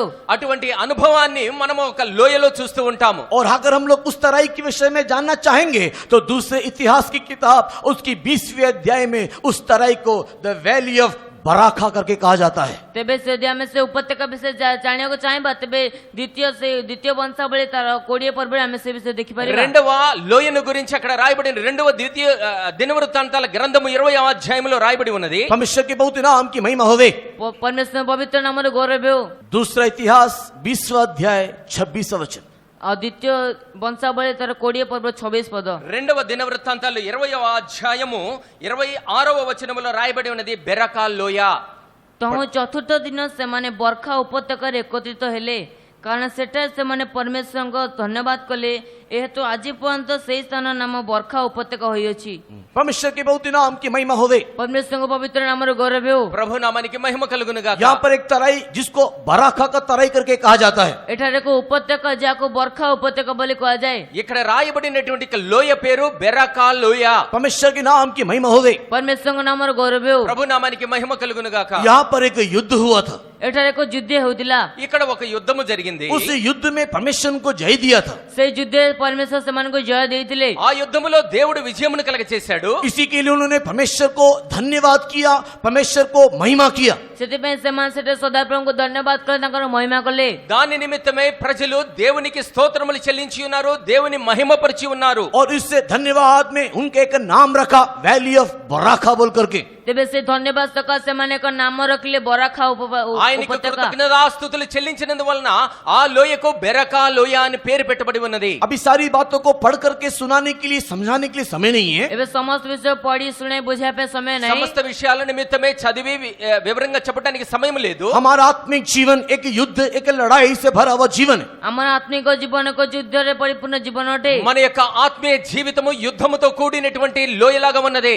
हर एक दिन हमारे अंदर लड़ाइयां हैं। ପ୍ରତ୍ୟେକ ଦିନ ଆମମାନଙ୍କ ମଧ୍ୟ ଯୁଦ୍ଧ ଅଛି। ప్రతి దినము కూడా మన లోపల ఒక యుద్ధము ఉన్నది. परमेश्वर के नाम की महिमा होवे। ପରମେଶ୍ୱରଙ୍କ ନାମରେ ଗୌରବ ప్రభు ହେଉ। నామానికి మహిమ కలుగును గాక. हमारा मल युद्ध मनुष्य के साथ नहीं है, ଆମର ମଲ୍ଲ ଯୁଦ୍ଧ ମନୁଷ୍ୟ ସହିତ ନୁହେଁ, మన యొక్క పోరాటము మనుష్యులతో కాదు, लेकिन हमारा मल युद्ध अंधकार के शक्ति के साथ है। କିନ୍ତୁ ଆମର ମଲ୍ଲ ଯୁଦ୍ଧ ଅନ୍ଧକାର ଶକ୍ତି ସହିତ ଅଛି। అయితే మన యొక్క పోరాటం అంధకార సంబంధుల శక్తులతో ఉన్నది. ये अंधकार का शक्ति क्या करता है? ତେବେ ସେ ଅନ୍ଧକାର శక్తి କଣ କରିଥାଏ? ఈ అంధకార సంబంధమైన శక్తులు ఏమి చేస్తూ ఉన్నాయి? मेरे आत्मा में एक लड़ाई उत्पन्न करता है। ଆଉ ମୋର ଆତ୍ମାରେ ଏକ ଯୁଦ୍ଧ ଉତ୍ପନ୍ନ କରିଥାଏ। మన యొక్క ఆత్మలో ఒక యుద్ధమును చేస్తూ ఉంటాయి. मेरे प्राण में एक लड़ाई उत्पन्न करता है। ମୋର ପ୍ରାଣରେ ଏକ ଯୁଦ୍ଧ ଉତ୍ପନ୍ନ କରିଥାଏ। మన యొక్క ప్రాణములో ఒక యుద్ధమును రేపుతూ ఉంటాయి. मेरे शरीर में एक युद्ध नहीं तो एक लड़ाई को उत्पन्न करता है। ମୋର ଶରୀରରେ ଏକ ଯୁଦ୍ଧ ଉତ୍ପन्न କରିଥାଏ। మన యొక్క శరీరములో ఒక పోరాటమును లేదంటే యుద్ధమును తయారు చేస్తూ ఉంటాయి. मेरे आत्मा में नहीं तो मेरे माइंड में उत्पन्न करने वाला वो लड़ाई क्या है? ତେବେ ସେ ମୋ ମନରେ ବା ମୋ ଆତ୍ମାରେ ଉତ୍ପନ୍ନ କରୁଥିବା ସେ ଯୁଦ୍ଧ କଣ మన ଅଟେ? యొక్క ఆత్మలో లేదంటే మన యొక్క మనసులో ఉత్పన్నము చేసేటువంటి ఆ పోరాటము ఏమిటి? मेरे इमेजिनेशन में वो कई प्रकार के गलत चिंताओं को लेकर के आता है। ତେବେ ମୋର କଳ୍ପନାରେ ସେ ଅନେକ ପ୍ରକାର ଭୁଲ ଚିନ୍ତାଧାରାକୁ ନେଇକି మన ଆସିଥାଏ। యొక్క కల్పనలు లేదంటే చెడు ఉద్దేశ్యములు చెడు తలంపులను కలగచేస్తూ ఉంటాయి. मैं किसी के साथ लड़ता नहीं हूँ, ମୁଁ କାହା ସହିତ ଯୁଦ୍ଧ କରେ ନାହିଁ। నేను ఎవరితో పోరాటము చేయను. मैं किसी को जवाब नहीं देता हूँ, ମୁଁ କାହାକୁ ଜବାବ ଦିଏ ନାହିଁ। నేను ఎవరికి సమాధానము చెప్పను. सबके सामने मैं चुपचाप रहने वाला एक व्यक्ति हूँ। ସମସ୍ତଙ୍କ ସମ୍ମୁଖରେ ମୁଁ ଚୁପଚାପ ରହୁଥିବା ଏକ ବ୍ୟକ୍ତି నేను ଅଟେ। అందరి విషయంలో మౌనముగా ఉండేటువంటి ఒక వ్యక్తిని. मैं किसी को मार नहीं सकता हूँ, ମୁଁ କାହାକୁ ମାରିପାରେ ନାହିଁ। నేను ఎవరిని కొట్టలేను. लेकिन मेरे मन के अंदर ही अंदर एक युद्ध होता रहता है। କିନ୍ତୁ ମୋର ମନର ଭିତରେ ଏକ ଯୁଦ୍ଧ ହେଉଥାଏ। అయితే నా యొక్క మనస్సులో లోపల వైపు ఒక యుద్ధము జరుగుతూ ఉన్నది. एक लड़ाई होता रहता है। ଏକ ଯୁଦ୍ଧ ଚାଲୁଥାଏ। ఒక పోరాటము జరుగుతూ ఉన్నది. उसको मैं किसी को बताना नहीं पाता हूँ, लेकिन वो मेरे अंदर हो रहा है। ଆଉ ତାହାକୁ ମୁଁ କୌଣସି କାହାକୁ କହିପାରୁନାହିଁ, କିନ୍ତୁ ତାହା ମୋ ମଧ୍ୟରେ ହେଉଅଛି। నేను ఎవరికి చెప్పలేను. అయితే నా లోపల ఒక యుద్ధము జరుగుతూ ఉన్నది. वो लड़ाई कई बार गुस्से के रूप में, ଆଉ ସେ ଯୁଦ୍ଧ କେତେ ଥର ସେ ରାଗ ସମୟରେ, ఆ యుద్ధము కొన్ని సందర్భాల్లో కోపము లాగా. लेकिन आप गुस्से को दिखाते नहीं हो। କିନ୍ତୁ ଆପଣ ରାଗକୁ ଦେଖାନ୍ତି ନାହିଁ। అయితే ఆ కోపాన్ని ఇతరుల మీద చూపించవు. अंदर ही अंदर आप उसमें सप्रेस हो, अंदर ही अंदर उसमें दबे हुए हो। କିନ୍ତୁ ଆପଣ ଆପଣଙ୍କ ମଧ୍ୟରେ ତା ଭିତରେ ଦବା ଯାଇଛନ୍ତି। అయితే ఆ కోపాన్ని నీవు లోపలే నువ్వు అణచుతూ ఉంటావు. परमेश्वर के नाम की महिमा होवे। परमेश्वर नामର गौरव हो। ప్రభు నామానికి మహిమ కలుగును గాక. अंदर ही अंदर वो युद्ध होने के कारण, किसी को नहीं बताने के कारण लोग आपके बारे में अच्छा गवाही देते हैं, लेकिन आपका डॉक्टर बोलता है कि आपके अंदर बीपी है। ତେବେ ଆପଣଙ୍କ ମଧ୍ୟରେ ସେ ଯୁଦ୍ଧ ହେବା ସକାଶୁ ଆପଣ ତା ଦବି ଯାଇଥିବା ସକାଶୁ ଲୋକମାନେ ଆପଣଙ୍କ ବିଷୟରେ ଭଲ ସାକ୍ଷୀ ଦିଅନ୍ତି, କିନ୍ତୁ ଆପଣଙ୍କ ଡାକ୍ତର କି ଆପଣଙ୍କ ମଧ୍ୟରେ ସେ ରକ୍ତଚାପ ଅଛି। ఇతరులకి వ్యతిరేకంగా నీవు కోపాన్ని వ్యక్తము చేయవు, కానీ ఆ కోపాన్ని నీ లోపల అనేక సందర్భాల్లో నీవు అణుచుకుంటూ ఉంటావు. కాబట్టి ఇతరులు నీ విషయమే మంచిగా సాక్ష్యము చెబుతారు, కానీ డాక్టర్ అయితే చెబుతాడు నీకు బీపీ ఉన్నది. परमेश्वर के बहुत नाम की महिमा होवे। परमेश्वर पवित्र नामର गौरव हो। ప్రభు నామానికి మహిమ కలుగును గాక. उसी प्रकार मन में कई प्रकार की अभिलाषा, कई प्रकार का चिंता दिखाई देता है। ସେଥିପାଇଁ ମନ ମଧ୍ୟରେ କେତେ ପ୍ରକାର ଅଭିଳାଷା, କେତେ ପ୍ରକାର ଚିନ୍ତା ଦେଖା ଯାଇଥାଏ। అందుచేతనే మనస్సు లోపల అనేక ప్రకారములైనటువంటి అభిలాషలు, అనేక ప్రకారములైనటువంటి ఆలోచనలు కలుగుతూ ఉంటాయి. परमेश्वर के पवित्र नाम की महिमा हो। परमेश्वर पवित्र नामର ప్రభు गौरव हो। నామానికి మహిమ కలుగును గాక. आत्मा में एक लड़ाई, चिंता में एक लड़ाई। ఆత్మରେ ଏକ ଯୁଦ୍ଧ, ଚିନ୍ତାରେ ଏକ ଯୁଦ୍ଧ। ఆత్మలో ఒక పోరాటము, ఆలోచనలో మనసులో ఒక పోరాటము. दूसरी लड़ाई हमारे हृदय में दिखाई देता है। ଆଉ ଦ୍ୱିତୀୟ ଯୁଦ୍ଧ ଆମମାନଙ୍କ ହୃଦୟରେ ଦେଖା ଯାଇଥାଏ। రెండవ యుద్ధము మన యొక్క హృదయములో కలుగుతూ ఉన్నది. हृदय में दिखाई देने वाली लड़ाई हमारे आग्रह, हमारे अभिलाषा के साथ जुड़ा हुआ है। ଆଉ ସେ ହୃଦୟ ଦେଖାଯାଉଥିବା ସେ ଯୁଦ୍ଧ ଆମମାନଙ୍କ ଆଗ୍ରହ ଅଭିଳାଷ ସହିତ ଲଗାଯାଇଅଛି। హృదయములో కలిగేటువంటి ఆ యుద్ధము మనలో కలుగుచున్నటువంటి ఆ కోరికలు, అభిలాషలకు సంబంధించినటువంటిది. हमारा हृदय, हमारा प्राण नहीं तो हमारा जो अंतरात्मा है वो कई प्रकार की बातों को आग्रह करता है, डिमांड करता है, मांगता रहता है। ତେବେ ଆମର ହୃଦୟ, ଆମ ଅନ୍ତରାତ୍ମା ସେ ଅନେକ ପ୍ରକାର ବିଷୟକୁ ଆଗ୍ରହ କଥାବାର୍ତ୍ତାକୁ ମାଗିଥାଏ। మన యొక్క హృదయములో కలిగేటువంటి, మన యొక్క అంతరాత్మలో కలిగేటువంటి యుద్ధము ద్వారా మనలో అనేకమైనటువంటి కోరికలు మనం పొందాలి, కావాలి అనేటువంటి ఆలోచనలు కలగజేస్తూ ఉంటాయి. कई बार ऐसी बातों को भी अभिलाषा अभिलाषा करता है, ऐसे ऐसे बातों को भी मांगता है जो हमारे लिए अनुचित है, उचित नहीं है। ସେ କେତେ ଥର ସେ ଏପରି ଏକ ବିଷୟକୁ ମଧ୍ୟ ମାଗିଥାଏ ଯାହାକି ଆମ ନିମନ୍ତେ ଅନୁଚିତ ଅଟେ। అనేక సందర్భాల్లో అటువంటి ఆలోచనలు కోరికను కలగచేస్తూ ఉంటాయి. ఆ విషయాలు కూడా మనకి మంచిది కాదు, మనకి ఆ చెడును కలగచేసేటువంటి తలంపులవి. और जब वो उस चीज को हम लोग अंदर ही अंदर घुटते रहते हैं, लड़ते रहते हैं, अलग अलग प्रकार की बीमारियां हमारे अंदर सृष्टि होने लगता है। ଆଉ ଯେତେବେଳେ ଆମ ସେ ବିଷୟ ଆମ ମଧ୍ୟରେ ଉଠିଥାଏ ସେତେବେଳେ ଅଲଗା ଅଲଗା ରୋଗ ଆମ ମଧ୍ୟରେ ଦେଖାଯାଇଥାଏ। అటువంటి కోరికలను అభిలాషలను మనలో అణుచుకుంటూ ఉన్నట్లయితే అనేక ప్రకారమైనటువంటి రోగములు మన యొక్క శరీరాల్లో కలుగుతూ ఉంటాయి. शरीर में एक लड़ाई दिखाई देता है, ଶରୀର ମଧ୍ୟରେ ଏକ ଯୁଦ୍ଧ ଦେଖାଯାଇଥାଏ। శరీరములో కూడా ఒక పోరాటం కనిపిస్తూ ఉన్నది. शरीर में दिखाई देने वाली लड़ाई सबको मालूम है।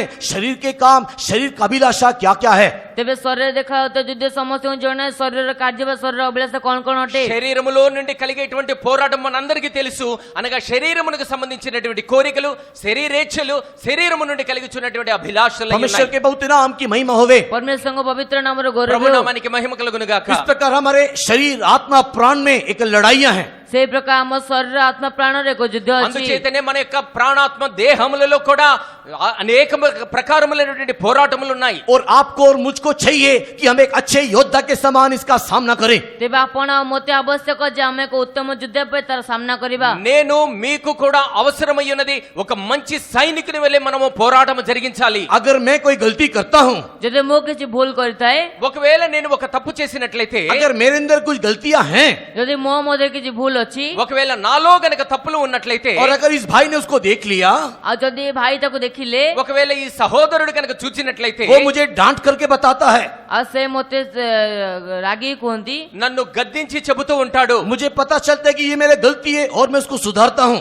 ଆଉ ମୋତେ ଜଣା ପଡେ ଯେ ଏହା ମୋର ଭୁଲ ଅଟେ, ମୁଁ ତାକୁ ସୁଧାରିଥାଏ। ఒకవేళ అది తప్పు అని నాకు తెలియచేయబడి నేను దిద్దుబాటు కనుక చేసుకున్నట్లయితే, लेकिन मैंने तो किसी को दिखाया नहीं, मैंने तो किसी को बताया नहीं, किसी को मालूम ही नहीं है, वो मेरे अंदर अंदर होता है, तो कौन सुधारेगा? कैसे सुधरोगे? ତେବେ ମୁଁ ତ କାହାକୁ କହିଲି ନାହିଁ, ମୁଁ କାହାକୁ ତ ଜଣା ନାହିଁ, ଆଉ ତା ମୋ ମଧ୍ୟରେ ହେଇଥାଏ, ମୁଁ ତ କିପରି ସୁଧାରି ଆଣିବି? ఒకవేళ ఆ విషయాలు నేను బయటకు గనక చెప్పకుండా ఉన్నట్లయితే, లోపల గనక ఉన్నట్లయితే అది ఇతరులకు తెలియబడదు. అది వారు వచ్చి నాకు దిద్దుబాటు నిమిత్తమై వారు నన్ను గద్దించను కూడా గద్దించలేరు. अन्य लोग देखने से बोलते हैं वो तो बहुत ही शांत लड़का है, ଅନ୍ୟ ଲୋକମାନେ ଦେଖିଲେ କଣ ସେ ତ ବହୁତ ଶାନ୍ତ ପୁଅ ଅଟେ। ఇతరులు గనక చూచినట్లయితే చాలా శాంత స్వరూపుడు.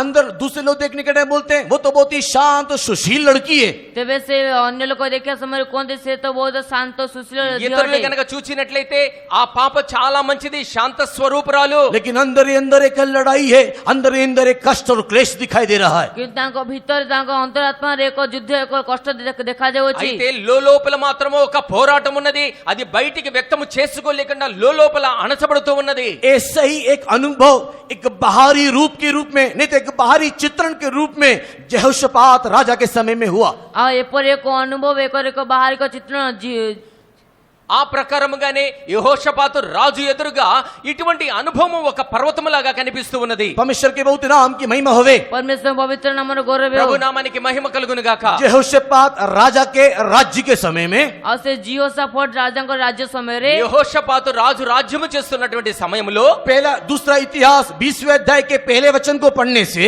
ଆଉ ଦ୍ୱିତୀୟ ବଂଶାବଳୀ ପ୍ରଥମ ପର୍ବ ପଢିଲେ, రెండవ దినవృత్తాంతాలు 20వ అధ్యాయం మొదటి వచనము చూచినప్పుడు शत्रु लोग आकर के उनको घेर लिया करके लिखा हुआ है। ତେବେ ଶତ୍ରୁମାନେ ଆସି ତାଙ୍କୁ ଘେରିଲେ ବୋଲି ଲେଖାଯାଇଅଛି। శత్రువులు వచ్చి యెహోషాపాతును చుట్టుముట్టినట్లుగా చెప్పబడి ఉన్నది. एक शत्रु एक दल नहीं है, अलग अलग प्रकार के शत्रु आकर के उनको घेर लिया। ଆଉ ଗୋଟେ ଶତ୍ରୁ ଗୋଟିଏ ଦଳ ନୁହେଁ, କିନ୍ତୁ ଅଲଗା ଅଲଗା ଶତ୍ରୁ ଅଲଗା ଅଲଗା ଦଳ ଆସି ତାଙ୍କୁ ଘେରି ନେଲେ। ఒక్కొక్క శత్రువు ఒక గుంపులాగా ఇలాగా కొంతమంది గుంపులుగా వచ్చి అతన్ని చుట్టుముట్టి ఉన్నారు. परमेश्वर के बहुत नाम की महिमा होवे। परमेश्वरଙ୍କ पवित्र नामର ଗୌରବ ప్రభు ହେଉ। నామానికి మహిమ కలుగును अभी గాక. पढ़ करके बोलने के लिए समय नहीं है। ଏବେ ପଢି କହିବା ପାଇଁ ସମୟ ନାହିଁ। చెప్పడానికి సమయం తక్కువగా ఉన్నది. आप लोग 20 अध्याय 19 अध्याय घर में जाके पढ़ के देखना। ଆପଣ 19 ପର୍ବ ଏବଂ 20 ପଦ ଘରେ ଯାଇ ପଢିକି ଦେଖନ୍ତୁ। రెండవ దినవృత్తాంతాలు 19, 20 అధ్యాయాలు మీరు దయచేసి చదవండి. तीन प्रकार के राजा उनके विरुद्ध में चढ़ाई किया। తిని ప్రకారం రాజా తాంకో విరుద్ధ యుద్ధ లడలే ఈ ప్రకారంగా రాజుకు వ్యతిరేకంగా కనబడి ఉన్నారు। तीन प्रकार का राजा उनके विरुद्ध में लड़ाई किया। ఆ తిని ప్రకారం రాజా తాంకో విరుద్ధ యుద్ధ କରିବାକୁ ଆସିଲେ। ఆ ముగ్గురు గుంపులు ముగ్గురు శత్రువులు రాజుకు వ్యతిరేకంగా నిలబడి ఉన్నారు। कैसे शरीर आत्मा के विरुद्ध में दिखाई देने वाले लड़ाई में मैं जय पाऊंगा। ଆଉ କିପରି ଶରୀର ଆତ୍ମା ମତେ ଦେଖା ତ ଯୁద్ధ ଉପରେ ମୁଁ ଜୟ ఏ ପାଇବି। ప్రకారంగా శరీరానికి ఆత్మకి మన యొక్క ప్రాణానికి వ్యతిరేకంగా వస్తున్నటువంటి వారికి నేను జయించగలుగుతాను। इसी को एक नाटक के रूप में, इसी को एक इतिहास के रूप में इस अध्याय में बताया गया है। ଆଉ ତାହାକୁ ଇତିହାସକ ନାଟକୀୟ ରୂପରେ ଅଧ୍ୟାୟରେ କୁହାଯାଇଅଛି। ఇదే ఒక ఇతిహాసములుగా ఈ అధ్యాయంలో రాయబడి ఉన్నది। परमेश्वर के पवित्र नाम की महिमा होवे। ପରମେଶ୍ୱରଙ୍କ ପବିତ୍ର ନାମର ଗୌରବ ప్రభు ହେଉ। నామానికి మహిమ కలుగును గాక। तीसरे वचन में लिखा हुआ है, उन शत्रुओं को देख करके वो यहोशापात डर गया करके लिखा हुआ है। ତିନି ପଦ ଲେଖା ସେ ଶତ୍ରୁ ମାନଙ୍କୁ ଦେଖି ଜିହୋଶାପାତ రాజా ଡରିଗଲେ। ఎప్పుడైతే యెహోషాపాత శత్రువులను చూచి ఉన్నాడో అతడు భయపడి ఉన్నాడని 3వ వచనంలో రాయబడి ఉన్నది। क्योंकि अगर मैं बाहर से कुछ शत्रु को देखूं तो मुझे लड़ना मालूम है। କାରଣ ମୁଁ ଯଦି ବାହାରେ କୌଣସି ଶତ୍ରୁକୁ ଦେଖିବି ତାକୁ ଲଢିବା ପାଇଁ ମୋତେ ଜଣା ଅଛି। ఒకవేళ నేను శత్రువును బయటగా గనక చూచినట్లయితే అతన్ని నేను పోరాడి జయించగలుగుతాను। बाहर से मैं कुछ गलत काम करने से मेरे को सुधारने के लिए मेरे माँ है, मेरे को सुधारने के लिए मेरा बाप है, मेरे को सुधारने के लिए मेरे टीचर्स लोग है, मेरे को सुधारने के लिए यहाँ पर पुलिस है, लेकिन मेरे अंदर की लड़ाई में किसको बताऊं, मुझे शर्म आता है। ଆଉ ମୋର ବାହାରେ କୌଣସି ଦୋଷ କଲେ ମୋ ସୁଧାରିବା ପାଇଁ ମୋ ମା ଅଛନ୍ତି, ବାପା ଅଛନ୍ତି, ମୋ ଶିକ୍ଷକ ଅଛନ୍ତି, କିନ୍ତୁ ମୋ ଭିତରେ ସୁଧାରିବା ପାଇଁ ହେଲେ ମୁଁ କେମିତି ସୁଧାରିବି। ఒకవేళ నేను బయట గనక తప్పు గనక చేసినట్లయితే దాన్ని దిద్దుబాటు చేయడానికి నాకు తల్లి ఉన్నారు, తండ్రి ఉన్నారు, నా శిక్షకులు ఉన్నారు, ఉపదేశకులు ఉన్నారు, టీచర్స్ ఉన్నారు, పోలీసులు ఉన్నారు। అయితే లోపల జరుగుతున్నటువంటి తప్పులను సరిదిద్దడానికి నేను ఎవరికి చెప్పుకోవాలి, నాకు సిగ్గుపడుతూ ఉన్నాను। ओ मैं अंदर ही अंदर एक ऐसी अवस्था में हूँ जहाँ पर मैं भी ये गीत गाता हूँ और कहता हूँ कि मैं मृत्यु की तराई में हूँ। मेरे इस अंदर के स्वभाव के कारण मैं निश्चय नरक की ओर जा रहा हूँ, मुझे कौन मदद करेगा। ତେବେ ସେ ମୋର ଭିତରେ ଚିନ୍ତା ସମୟରେ ମୁଁ କହିଥାଏ, ହଁ ମୁଁ ଏକ ମୃତ୍ୟୁ ଛାୟା ଉପତ୍ୟକାରେ ଅଛି, ଆଉ ମୁଁ ନର୍କ ଆଡକୁ ଗତି କରୁଛି, ମୋତେ କିଏ ବଞ୍ଚାଇବ। నేను లోపల ఉన్నటువంటి ఆ చింతలో ఆ లోయ అనుభవంలో నుండి నేను పాటలు పాడుకుంటూ ఉన్నాను, కానీ లోపల నాకు అనిపిస్తూ ఉన్నది నేను మరణ ఛాయలో ఉన్నటువంటి లోయలో ప్రయాణం చేస్తూ నేను నరకం వైపుకు వెళుచూ ఉన్నాను, నన్ను ఎవరు ఉద్ధరించగలుగుతారు उस అని। समय में यहोशापात ने क्या किया? ସେ ସମୟ ଜିହୋଶାପାତ ରାଜା କଣ କଲେ? ఆ సమయంలో యెహోషాపాతు రాజు ఏమి చేసి ఉన్నాడు? तीसरे वचन में लिखा हुआ है, उसने पर्वत की ओर अपने आंखों को उठाया। ସେ ତିନି ପଦ ଲେଖା ସେ పర్వత ଆଡକୁ ନିଜ ଚକ୍ଷୁ ଉଠାଇଲେ। ఆ 3వ వచనములో రాయబడి ఉన్నది, యెహోషాపాతు తన మనస్సును లేదంటే తన కన్నులను ఆ పర్వతము వైపు నిలుపుకొని ఉన్నాడు। 12 वचन में लिखा हुआ है, 20 अध्याय के 12 वचन में लिखा हुआ है, उसने अपनी आंखें परमेश्वर की ओर लगाया। ତେବେ ଯେ 20 ପର୍ବ 12 ପଦ ଲେଖା ଅଛି, ସେ ନିଜ ଚକ୍ଷୁ పరమేశ్వరునికి ఉఠాయిలే। 20వ అధ్యాయం 12వ వచనం గనక చూసినట్లయితే ఆయన తన యొక్క కన్నులను ఆ పర్వతము వైపు వచ్చి పెట్టి ఉన్నాడు। परमेश्वर के पवित्र नाम की महिमा होवे। ପରମେଶ୍ୱରଙ୍କ ପବିତ୍ର ନାମର ప్రభు ଗୌରବ నామానికి ହେଉ। మహిమ కలుగును और గాక। जब लड़ाई हमारे विरुद्ध में दिखाई देता है, ଯେତେବେଳେ ସେ ଯୁଦ୍ଧ ଆମମାନଙ୍କ ବିରୁଦ୍ଧରେ ଦେଖାଯାଇଥାଏ, ఎప్పుడైతే పోరాటము మనకు వ్యతిరేకంగా కలుగుతూ मैं ఉన్నదో, कैसे जय पाऊं जब मुझको मालूम नहीं चलता है। ଆଉ ମୁଁ କିପରି ଜୟ ପାଇବି ମୋତେ ଜଣା ପଡେ ନାହିଁ। ఏ ప్రకారంగా మనం దాన్ని జయించగలుగుతామో మనకు తెలియనప్పుడు परमेश्वर के प्रिय लोगों, पर्वत की ओर हमारे आंखों को उठाएं, हमारे ईश्वर की ओर हमारे आंखों को उठाएं। ପରମେଶ୍ୱର ବେଲକା ପର୍ବତ ଆଡକୁ ଆମ ଈଶ୍ୱର ଆଡକୁ ଆମ ଚକ୍ଷୁ ఉఠాయిବା। దేవుని ప్రియులారా, మన యొక్క కన్నులను ఆ పర్వతము వైపుకి దృష్టించాలి, దేవుని వైపు మన కన్నులు ఉంచాలి। परमेश्वर के नाम की महिमा होवे। ପରମେଶ୍ୱରଙ୍କ ନାମର ଗୌରବ ప్రభు ହେଉ। నామానికి మహిమ కలుగును గాక। आपको पता है आपके बारे में शत्रु या आपके ईश्वर के बारे में शत्रु क्या कहता है? ଆପଣଙ୍କୁ ଜଣାଅଛି ଆପଣଙ୍କ ବିଷୟରେ ଆପଣଙ୍କ ଈଶ୍ୱରଙ୍କ ବିଷୟରେ ଶତ୍ରୁ କଣ କହୁଅଛି? మీకు ఒక విషయం తెలుసా? మీ విషయమై శత్రువు ఏమి చెప్తాడో, మీ దేవుని విషయమై శత్రువుడు ఏమి చెప్తాడో? परमेश्वर के नाम की महिमा होवे। ପରମେଶ୍ୱରଙ୍କ ନାମର ଗୌରବ ହେଉ। ప్రభు నామానికి మహిమ కలుగును గాక। आपके कारण आपका ईश्वर के बारे में आपका शत्रु पता है क्या बोलता है? ଆପଣଙ୍କ ସକାଶେ ଆପଣଙ୍କ ଈଶ୍ୱରଙ୍କ ବିରୁଦ୍ଧରେ ଜଣା ଶତ୍ରୁ କଣ କୁହେ? మీ నిమిత్తమై మీ దేవునికి వ్యతిరేకంగా మీ శత్రువు ఏమి చెబుతాడో తెలుసా? तुम्हारा ईश्वर क्या तराई का ईश्वर है? ତୁମର ଈଶ୍ୱର କଣ ଉପତ୍ୟକାର ଈଶ୍ୱର ଅଟନ୍ତି? మీ దేవుడు లోయకు సంబంధించినటువంటి దేవుడా? परमेश्वर के बहुत नाम की महिमा होवे। ପରମେଶ୍ୱରଙ୍କ ପବିତ୍ର ନାମର ప్రభు ଗୌରବ నామానికి ହେଉ। మహిమ కలుగును గాక। उन लोग बोलते वो पर्वत का ईश्वर है, लेकिन तराई में कुछ नहीं कर सकता है। ଆଉ ସେମାନେ କୁହନ୍ତି ସେ ପର୍ବତର ଈଶ୍ୱର ଅଟନ୍ତି, କିନ୍ତୁ ଉପତ୍ୟକାରେ କିଛି କରିପାରିବେ ନାହିଁ। మీ దేవుడు పర్వతమునకు చెందినటువంటి దేవుడు లోయలోకి వచ్చి మీకేమి చేయలేడు। पढ़ेंगे पहला राजा उसका 20वां अध्याय। ପଢିବା ପ୍ରଥମ ରାଜା ବୋଲେ ତାର 20 ପର୍ବ। మొదటి రాజుల గ్రంథం 20వ అధ్యాయము। पहला राजा उसका 20वां अध्याय और उसका 28वां वचन। ପ୍ରଥମ ରାଜା ବୋଲେ ତାର 20 ପର୍ବ 28 పଦ। మొదటి రాజులు 20వ అధ్యాయం 28వ వచనం। First king 20:28। प्रथम राजावली 20 पर्व 28 पर्व परमेश्वर के बहुत नाम की महिमा होवे। परमेश्वर को पवित्र नामर गौरव हो ప్రభు నామానికి మహిమ కలుగునుగా आरामी लोग ने तो सीरिया देश के लोग आकर के क्या बोल रहे हैं? तेबे से अरामीय माने बा सीरिया देश लोक माने आसी कोन कहउछंती సిరియనులు వచ్చి ఇశ్రాయేలు జనాంగంతో ఏం చెబుతూ ఉన్నారు? तो उनका ईश्वर, उनका परमेश्वर पर्वतों का ईश्वर है, तराई में कुछ नहीं कर सकता। सेमानक परमेश्वर से पर्वत गणर परमेश्वर अटे समूह किछ करि परिबे नाही। వారి దేవుడు కొండలకు దేవుడే గాని లోయలకు దేవుడు కాడు అని చెబుతున్నారు. ओ तराई में तुम लोग जीत नहीं सकते। हां से समतल में तुम जीति परिबे नाही। లోయ యుద్ధములో మీరు జయించలేరు. जब तुम लोग सब तराई के अनुभव में जाओगे, अर्थात मृत्यु के छाया में जाओगे, तुम डर के भाग जाओगे, तुम डर के चले जाओगे, वहां पर ईश्वर तुमको मदद नहीं करेगा। तेबे जते बेले तुम माने से उपत्यका दे गमन करबो, तुम डर के पळायबो, तुम ईश्वर तुम सहाय्य करबे नाही। ఎప్పుడైతే లోయలో మీరు ప్రయాణం చేస్తూ ఉంటారో, లోయలో యుద్ధం చేస్తూ ఉంటారో, మీరు భయపడతారు, మీరు వణికిపోతారు, మీ దేవుడు మీకు సహాయం చేయడు కాబట్టి మీరు ఓడిపోతారు. कई बार हम लोग तराई के अनुभव में रहने के समय में केते थोरे आमे से उपत्यका अनुभव रहबे అనేక समय సందర్భాల్లో మనం లోయ అనుభవంలో ఉన్నప్పుడు ये शत्रु लोग को इस प्रकार बोल करके हमारे परमेश्वर को ठट्टा करने के लिए आप और मैं अनुमति दे देते हैं। तेबे से हम परमेश्वर को एपरि के थट्टा प्रयास करिया पे आपण मु अनुमति देथाउ। అటువంటి సందర్భాల్లో అనేకమైనటువంటి సమయాల్లో కూడా శత్రువు మన దేవునికి వ్యతిరేకంగా మనం మాట్లాడేలా చేస్తూ ఉంటాడు. परमेश्वर के नाम की महिमा होवे। परमेश्वर को नम्र गौरव हो ప్రభు నామానికి మహిమ కలుగును గాక. क्यों हम लोग अनुमति दे देते हैं? कौन पे हमन अनुमति देथाउ? ఎందు నిమిత్తం అనుమతినిస్తూ ఉంటాడు? हम लोग पर्वत क्यों देखते नहीं, तराई में परमेश्वर की उपस्थिति को फील नहीं करते, उस दुख में, उस अंधकार में, उस क्लेश में, उस बवंडर में हम परमेश्वर को फील करने नहीं पाते हैं और शत्रु को ठट्टा प्रयास करने के लिए दे देते हैं। तेबे हम पर्वत आड़ को देखुने से तो उपत्यका रे परमेश्वर को अनुभव करू नहीं आ से कष्ट के सम्मुख रे आमे शत्रु को हम परमेश्वर थट्टा प्रयास करिया पे ఎప్పుడైతే अनुमति మనం देथाउ। లోయలో వెళుతూ ఉంటామో మన కన్నులు పర్వతం మీదనే ఉంచుకుంటాము, కానీ లోయ అనుభవంలో కూడా దేవుడు మనతో ఉన్నాడు అనేటువంటి ఆ ఆలోచన కానీ అనుభవం కానీ మన యొక్క జీవితంలో అనుభవించలేకపోతున్నాం. కాబట్టి శత్రువు అయినటువంటి వాడు మన దేవుని గురించి పరిహసించేలా వాడు అనుభవాన్ని చేస్తూ ఉంటాడు. परमेश्वर के बहुत नाम की महिमा होवे। परमेश्वर को पवित्र नाम रे ప్రభు गौरव నామానికి हो। మహిమ కలుగును గాక. हम लोग सोचते हैं कि हमारा परमेश्वर केवल ज्योति ही है और केवल ज्योति में वास करता है। तेबे हमने बाबू जे हमर परमेश्वर केवल ज्योति अटने से केवल ज्योति रे वास మనం करंती। ఎప్పుడు కూడా మన యొక్క దేవుడు జ్యోతి తేజస్ సంబంధమైనటువంటి నివాసంలో ఉంటాడు అనుకుంటూ ఉంటాం. जब हम लोग ज्योति के मार्ग में, खुशहाली के मार्ग में, आनंद के मार्ग में चलते हैं, परमेश्वर मेरे साथ है। आ जते बेले हमें से ज्योतिर मार्ग रे आनंद मार्ग रे चालू परमेश्वर मो सहित अछंडी। ఎప్పుడైతే ఆనందముగా ఉన్నప్పుడు, వెలుగులో మనం ప్రయాణం చేస్తున్నప్పుడు మన దేవుడు మనతో ఉన్నాడని సంతోషంగా కొనసాగుతూ ఉంటాం. लेकिन जब हम लोग तराई के मार्ग में, अंधकार के मार्ग में, दुख के मार्ग में, रोग के मार्ग में, क्लेश के मार्ग में, परीक्षा के मार्ग में जाते हैं तो बोलते हैं परमेश्वर ने हाथ छोड़ दिया, इसके लिए इस मार्ग में मैं हूं। आ से जते बेले हमें से उपत्यका मार्ग रे कष्ट मार्ग रे क्लेश मार्ग रे हमें जाइथाउ जते बेले हमें कहिथाउ परमेश्वर मो हाथ छाड़ दे हेतु मैं उठाई अछि। ఎప్పుడైతే మనం గాఢాంధకారపు లోయలో కష్టములతో, శ్రమలతో, ఇబ్బందులతో, దుఃఖములో, సమస్యలతో మనం వెళుతూ ఉంటామో అప్పుడు మనం అనుకుంటూ ఉంటాము దేవుడు నా చేతిని విడిచిపెట్టాడు కాబట్టి నేను ఈ లోయలో వెళుతూ ఉన్నాను. लेकिन दाऊद बोल रहा है मृत्यु के तराई में परमेश्वर मेरे साथ है। किंतु दाऊद को से मृत्यु छारे उपत्यका रे परमेश्वर मो सहवर्ती। అయితే దావీదు చెబుతూ ఉన్నాడు మరణాంధకారపు లోయలో దేవుడు నాకు తోడై ఉన్నాడు. पहला राजा उसके 8वें अध्याय उसके 12 वचन में सुलेमान को परमेश्वर बोल रहा है मैं घोर अंधकार में वास करता हूं। जे प्रथम राजा बेले 8 पर्व 19 कोड़ी 12 पद रे परमेश्वर कोंती सुलेमान राजा को मु घोर अंधकार रे वास करे। అందుచేతనే మొదటి రాజుల గ్రంథం 8వ అధ్యాయం 12వ వచనంలో దేవుడు సొలొమోనుతో చెబుతున్నాడు నేను గాఢాంధకారమందు నివాసము చేస్తున్నటువంటి దేవుడును. पढ़ेंगे पहला राजा 8वें अध्याय 12 वचन।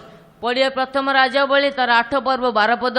మొదటి రాజులు 8:12. परमेश्वर के बहुत नाम की महिमा होवे। परमेश्वर के पवित्र नाम रे गौरव हो। ప్రభు నామానికి మహిమ కలుగును గాక. परमेश्वर ने कहा परमेश्वर घोर अंधकार में वास करता है। परमेश्वर कहले परमेश्वर घोर अंधकार रे वास करंती। దేవుడు సెలవిస్తూ ఉన్నాడు గాఢాంధకారములో నేను నివాసము చేస్తూ ఉన్నాను. मीखा 7 अध्याय 8 वचन को पढ़ने के समय में मीखा 7 पर्व 8 पद पढ़िया समय रे మీకా గ్రంథము 7వ అధ్యాయము 8వ వచనం చదువుతున్నప్పుడు मीखा 7 अध्याय 8 वचन को पढ़ने के समय में మికా 7 पर्व 8 पद पढ़ियो समय మీకా 7వ అధ్యాయము 8వ వచనము, हे शत्रु तू मुझको देख करके खुशी नहीं मनाना, हे सत्य तुम मो देखी आनंद करो नहीं। ఓ శత్రువా నన్ను చూచి నీవు ఆనందించవద్దు. आज मैं मृत्यु के तराई में गिरा हुआ अवस्था में दिखाई दे रहा हूँ। आज मो से मृत्यु छाया उपत्यकारे पड़ी जाए अवस्था నేను देखा जाउछि। ఇప్పుడైతే మరణ ఛాయలో ఉన్నటువంటి లోయలో ఉన్నాను కానీ लेकिन परमेश्वर मुझको उठाएगा।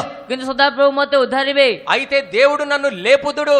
अगर मैं अंधकार में बैठे रहने से भी, मो अंधकार रे बसी रहिले मध्य నేను అంధకారములో ఉన్నప్పటికీ కూడా मेरा परमेश्वर मेरा ज्योति बनेगा। मोर सदाप्रभु मो दीप्ति स्वरूप हेबे।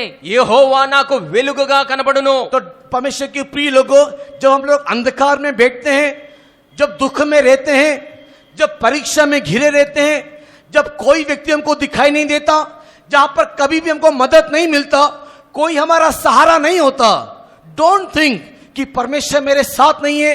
वहां पर भी परमेश्वर हमारे साथ है। आपण माने से अंधकार रे बसले मध्य कष्ट क्लेश रे रहिले मध्य आपण भावत न जे परमेश्वर मोर हाथ छाडले किंतु परमेश्वर रे आपण को समस्या దేవుని ప్రియులారా, మీరు ఎప్పుడైతే అంధకారములో ఉన్నప్పుడు, కష్టములతో శ్రమలతో ఇబ్బందులతో సమస్యల్లో ఉన్నప్పుడు నాకు సహాయం చేసేటువంటి వాడు ఎవడు లేడు అని మీరు ఎప్పుడు కూడా ఆలోచించవద్దు.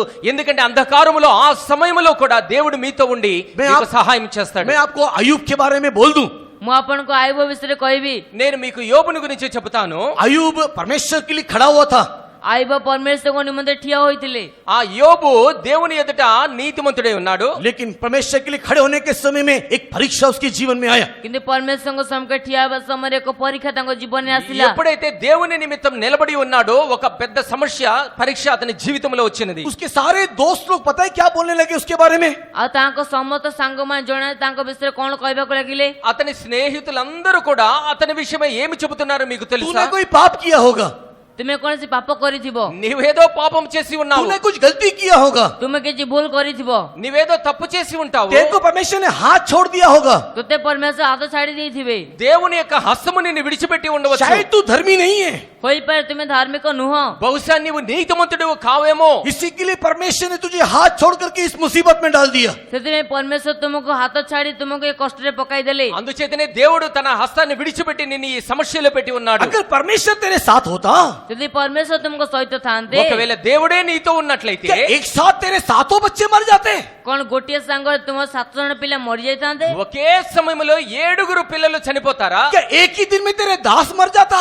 कोन गोटिया दिन तुम दास माने मरि जायतांते? ఒకే దినములో నీ దాసదాసీలు కూడా చనిపోతారా? एक ही दिन में क्या तेरे सारे संपत्ति चले जाता? कोन गोटिया दिन तुम सर्वस्व संपत्ति पळाई जायतांते? నీకున్న సమస్త సంపద కూడా ఒకే దినములో నాశనమైపోతూ ఉందా? एक ही दिन में तेरे को क्या इतना बड़ी बीमारी आ जाता? कोन गोटिया दिन तुम शरीर एत बड़ बीमारी आस నీ जायतांता? యొక్క శరీరములో కూడా ఇంత భయంకరమైన వ్యాధి ఒకే దినములో వస్తుందా? ओ तेरी स्त्री भी इस बात को समझ रही है। हां तुम स्त्री ए विषय को बुझियोछंती। ఈ విషయం నిమిత్తమై నీ యొక్క భార్య అర్థం చేసుకుని ఉన్నది. वो समझ रही है, इसके लिए वो बोल रही है कि तू मर जा करके। आ से बुझियोछन सेतिबेन से कहउछंते मरि जाओ। నీ భార్య అర్థం చేసుకున్నది కాబట్టే నీవు చచ్చిపో అని చెబుతూ ఉన్నది. अंधकार के रास्ते में जाने के समय में, अंधकार मार्ग जीवा समय रे, అంధకార మార్గములో ప్రయాణం చేస్తున్నప్పటికీ परीक्षा के समय में, परीक्षार समय रे, పరీక్షల సమయములో కూడా जब कोई हमको देख नहीं सकता, कोई हमको समझ नहीं सकता, जेतेबेले के हमको देखि पारे नै, के हमको बुझी पारे नै, ఎవరో మనల్ని చూడలేరు, ఎవరో మనల్ని అర్థం చేసుకోలేరు. हमारे अपने परिवार के लोग जब हमको तुच्छ जाने लगते हैं, हमर निज परिवार लोक हमको तुच्छ मणितांती, మన స్వప్రజలే మన కుటుంబంలో ఉన్నటువంటి వారే మనల్ని నీచముగా చూస్తారు. उस समय में आपके अंदर ये चिंता नहीं आना कि परमेश्वर मुझको छोड़ दिया है, मेरे साथ परमेश्वर नहीं है। से समय आपण को मध्य चिंता न आसे परमेश्वर मत छाड़ी अछि, परमेश्वर मो सहित नाहंती। అటువంటి సమయంలో నీ యొక్క లోపల ఇటువంటి ఆలోచన రాకూడదు.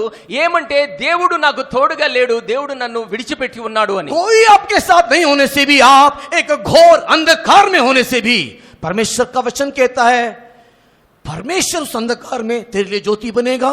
वो तो अंधकार निवासी है। आ से केही आपण को सहित नथिले, जदि आपण घोर अंधकार थिले मध्य परमेश्वर को वाक्य कहे से परमेश्वर से सेठ आपण को दीप्तेबे, कारण से अंधकार रे वास करंती। అటువంటి సమయంలో నీవు ఎప్పుడు కూడా నా స్నేహితులు నా బంధువులు అందరూ విడిచిపెట్టి వెళ్ళి ఉన్నారు, నా దేవుడు నన్ను విడిచిపెట్టాడని మాత్రం మీరు తలంచుకోకూడదు. ఎందుకనగా అంధకారములో కూడా మనకు వెలుగు కలగజేసేటువంటి దేవుడు మనకు తోడుగా ఉన్నాడు. हम लोग उस समय में क्या करना है? आमे से समय कोन करिबा? ఆ సమయంలో మనం ఏమి చేయాలి? यहोशापात ने जो किया, ଜିଓସାଫଟ ରାଜା ଯାହା କଲେ యెహోషాపాతు రాజు ఏమి చేసి वो ఉన్నాడు? डर गया, वो घबरा गया, कोई सहायता उसके पास नहीं हुआ। ଆଉ ସେ ଡରିଗଲେ, ସେ କମ୍ପିତ ହେଲେ, କୌଣସି ସାହାଯ୍ୟ ତାଙ୍କ ପାଖରେ ନଥିଲା। ఎటువంటి సహాయం చేసేటువంటి వారు ఆయనకి లేరు కాబట్టి ఆయన భయపడి ఉన్నాడు, వణికిపోయి ఉన్నాడు। उस समय में उसने अपनी आंखें पर्वत की ओर लगाया। ସେଇ ସମୟ ସେ ନିଜ ଚକ୍ଷୁ పర్వତ ଆଡକୁ అయితే ଲଗାଇଲେ। ఎటువంటి సమయంలో అతని దృష్టి పర్వతముల మీద ఉంచి उसने ఉన్నాడు। गोलगता की ओर देखा। ସେ କୋଲକାତା ଆଡକୁ ଦେଖିଲେ। అతను గొల్గొతా వైపు చూచి ఉన్నాడు। उसने सियोन यरूशलेम की ओर देखा। ସେ ସିయోନ ଜେରୁସାଲେମ ଆଡକୁ ଦେଖିଲେ। సియోను యెరూషలేము వైపు తన దృష్టి ఉంచి ఉన్నాడు। गोलगता को देखने से, सियोन यरूशलेम को देखने से उसको एक चीज मिला। ଗୋଲକାତା ଆଡକୁ ଦେଖିଲେ, ସିయోନ ଜେରୁସାଲେମ ଆଡକୁ ଦେଖିଲେ, ତାଙ୍କୁ ଗୋଟେ ବିଷୟ ଜଣା ପଡିଲା। గొల్గొతా వైపు, సియోను యెరూషలేము వైపు ఎప్పుడైతే చూచి ఉన్నాడో అప్పుడు అతనికి ఒక విషయం అర్థమై ఉన్నది। उसको क्या समझ में आया पता है? ଆଉ ତାଙ୍କୁ କଣ ବୁଝା పଡିଲା ଜଣା ଅଛି? అతనికి ఏం అర్థమై ఉన్నదో మీకు తెలుసా? मैं स्वर्ग की ओर देखने से, परमेश्वर की ओर देखने से मेरी सहायता वहां से आएगा। ମୁଁ ସ୍ୱର୍ଗ ଆଡକୁ ଦେଖିଲେ, ପରମେଶ୍ୱର ଆଡକୁ ଦେଖିଲେ, ମୋ ସାହାଯ୍ୟ ସେଇଠାରୁ ଆସିବ। నేను ఆకాశము వైపు చూచినట్లయితే, ఆ పర్వతము వైపు చూచినట్లయితే దేవుని యొక్క సహాయము నాకు కలుగుతూ ఉంటుంది। और जब परमेश्वर की ओर से सहायता आएगा, ଆଉ ଯେତେବେଳେ ପରମେଶ୍ୱରଙ୍କ ଠାରୁ ସାହାଯ୍ୟ ଆସିବ, ఎప్పుడైతే దేవుని యొద్ద నుండి నాకు సహాయము కలుగుతుందో तो वहां पर एक आवाज आप सुनोगे। ସେଟା ଏକ ସ୍ୱର ଆପଣ ଶୁଣିବେ। అక్కడ ఒక శబ్దము నీవు వింటావు। वही यहोशापात ने सुना 17 वचन में। ଆଉ ତାହା ଜିଓସାଫଟ ରାଜା 17 ପଦ ଶୁଣିଲେ। 17వ వచనములో యెహోషాపాతు ఆ శబ్దమును విని ఉన్నాడు। वो शब्द पता है यहोशापात को क्या बोला? ଜଣା ସେ ଶବ୍ଦ ଜିଓସାଫଟ ରାଜାଙ୍କୁ କଣ କହିଲା? ఆ శబ్దము నుండి యెహోషాపాతు ఏమి విని ఉన్నాడు? तू लड़ने का जरूरत नहीं है। ତୁମେ ଯୁଦ୍ଧ କରିବାର ଆବଶ୍ୟକ ନାହିଁ। నీవు యుద్ధము చేయవలసిన అవసరం లేదు। तू लड़ाई करने की जरूरत नहीं है। ତୁମେ ଯୁଦ୍ଧ କରିବାର ଆବଶ୍ୟକ ନାହିଁ। నీవు యుద్ధము చేయవలసినటువంటి అవసరం లేదు। तू क्या करना?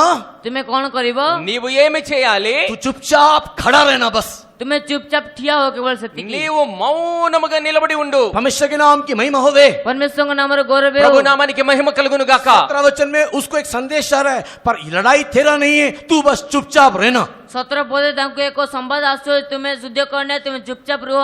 17వ వచనములో అతనికి ఒక సందేశము వస్తున్నది, నీవు యుద్ధము చేయవలసిన అవసరం లేదు, కానీ పంక్తులు తీర్చుకొని కేవలం నిలబడి ఉండండి। इंग्लिश में क्लियरली लिखा हुआ है, स्टैंड ही स्टिल, चुपचाप खड़े रहना बस। ଆଉ ସେ ଇଂରାଜୀ ସ୍ପଷ୍ଟ ଭାବେ ଲେଖା ଅଛି, ଚୁପଚାପ ଠିଆ ରୁହ।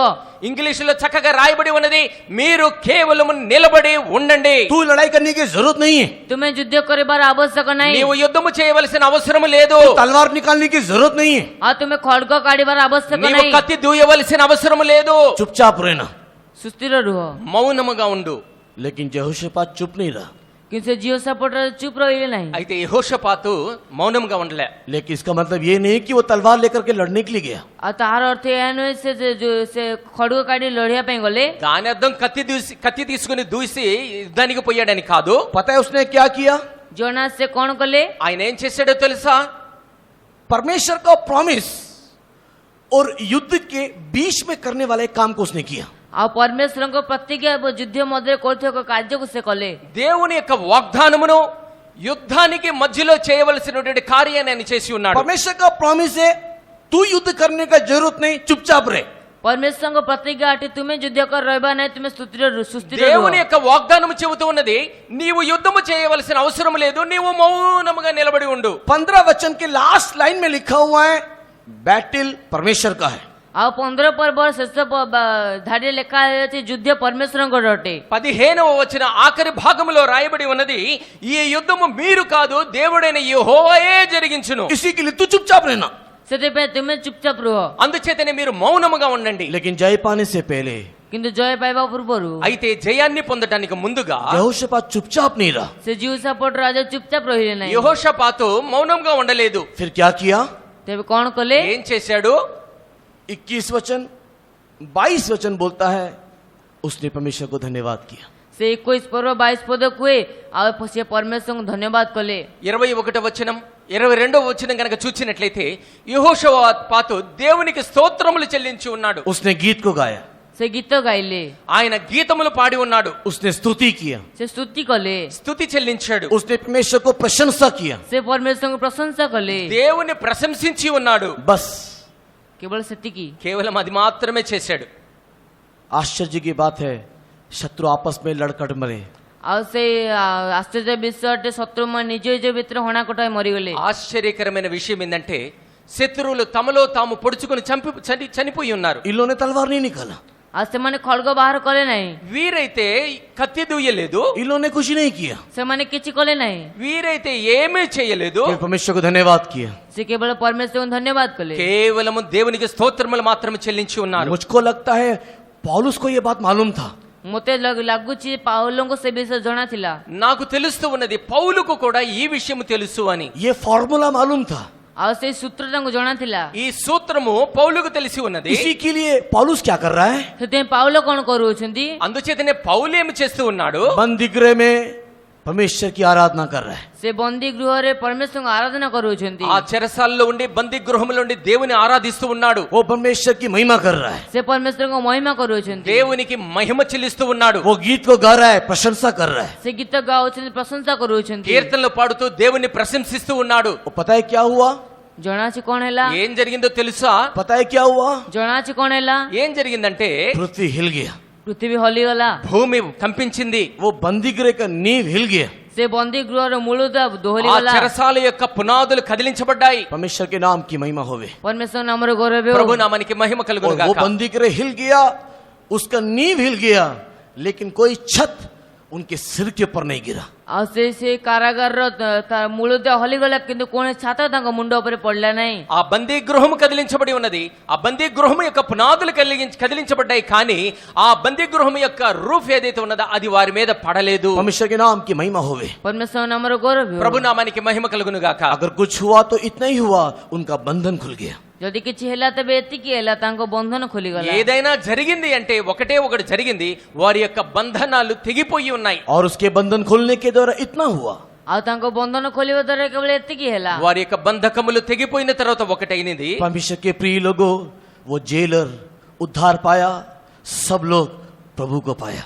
ଆଉ ସେଇ ଯୋଉ ବନ୍ଦୀ ଗୃହ ରକ୍ଷକ ଆଉ ସେ ଉଦ୍ଧାର ପାଇଲେ ଏବଂ ସମସ୍ତେ ପ୍ରଭୁଙ୍କୁ ପାଇଲେ। ఆ చెరసాల అధికారి రక్షణ పొంది ఉన్నాడు.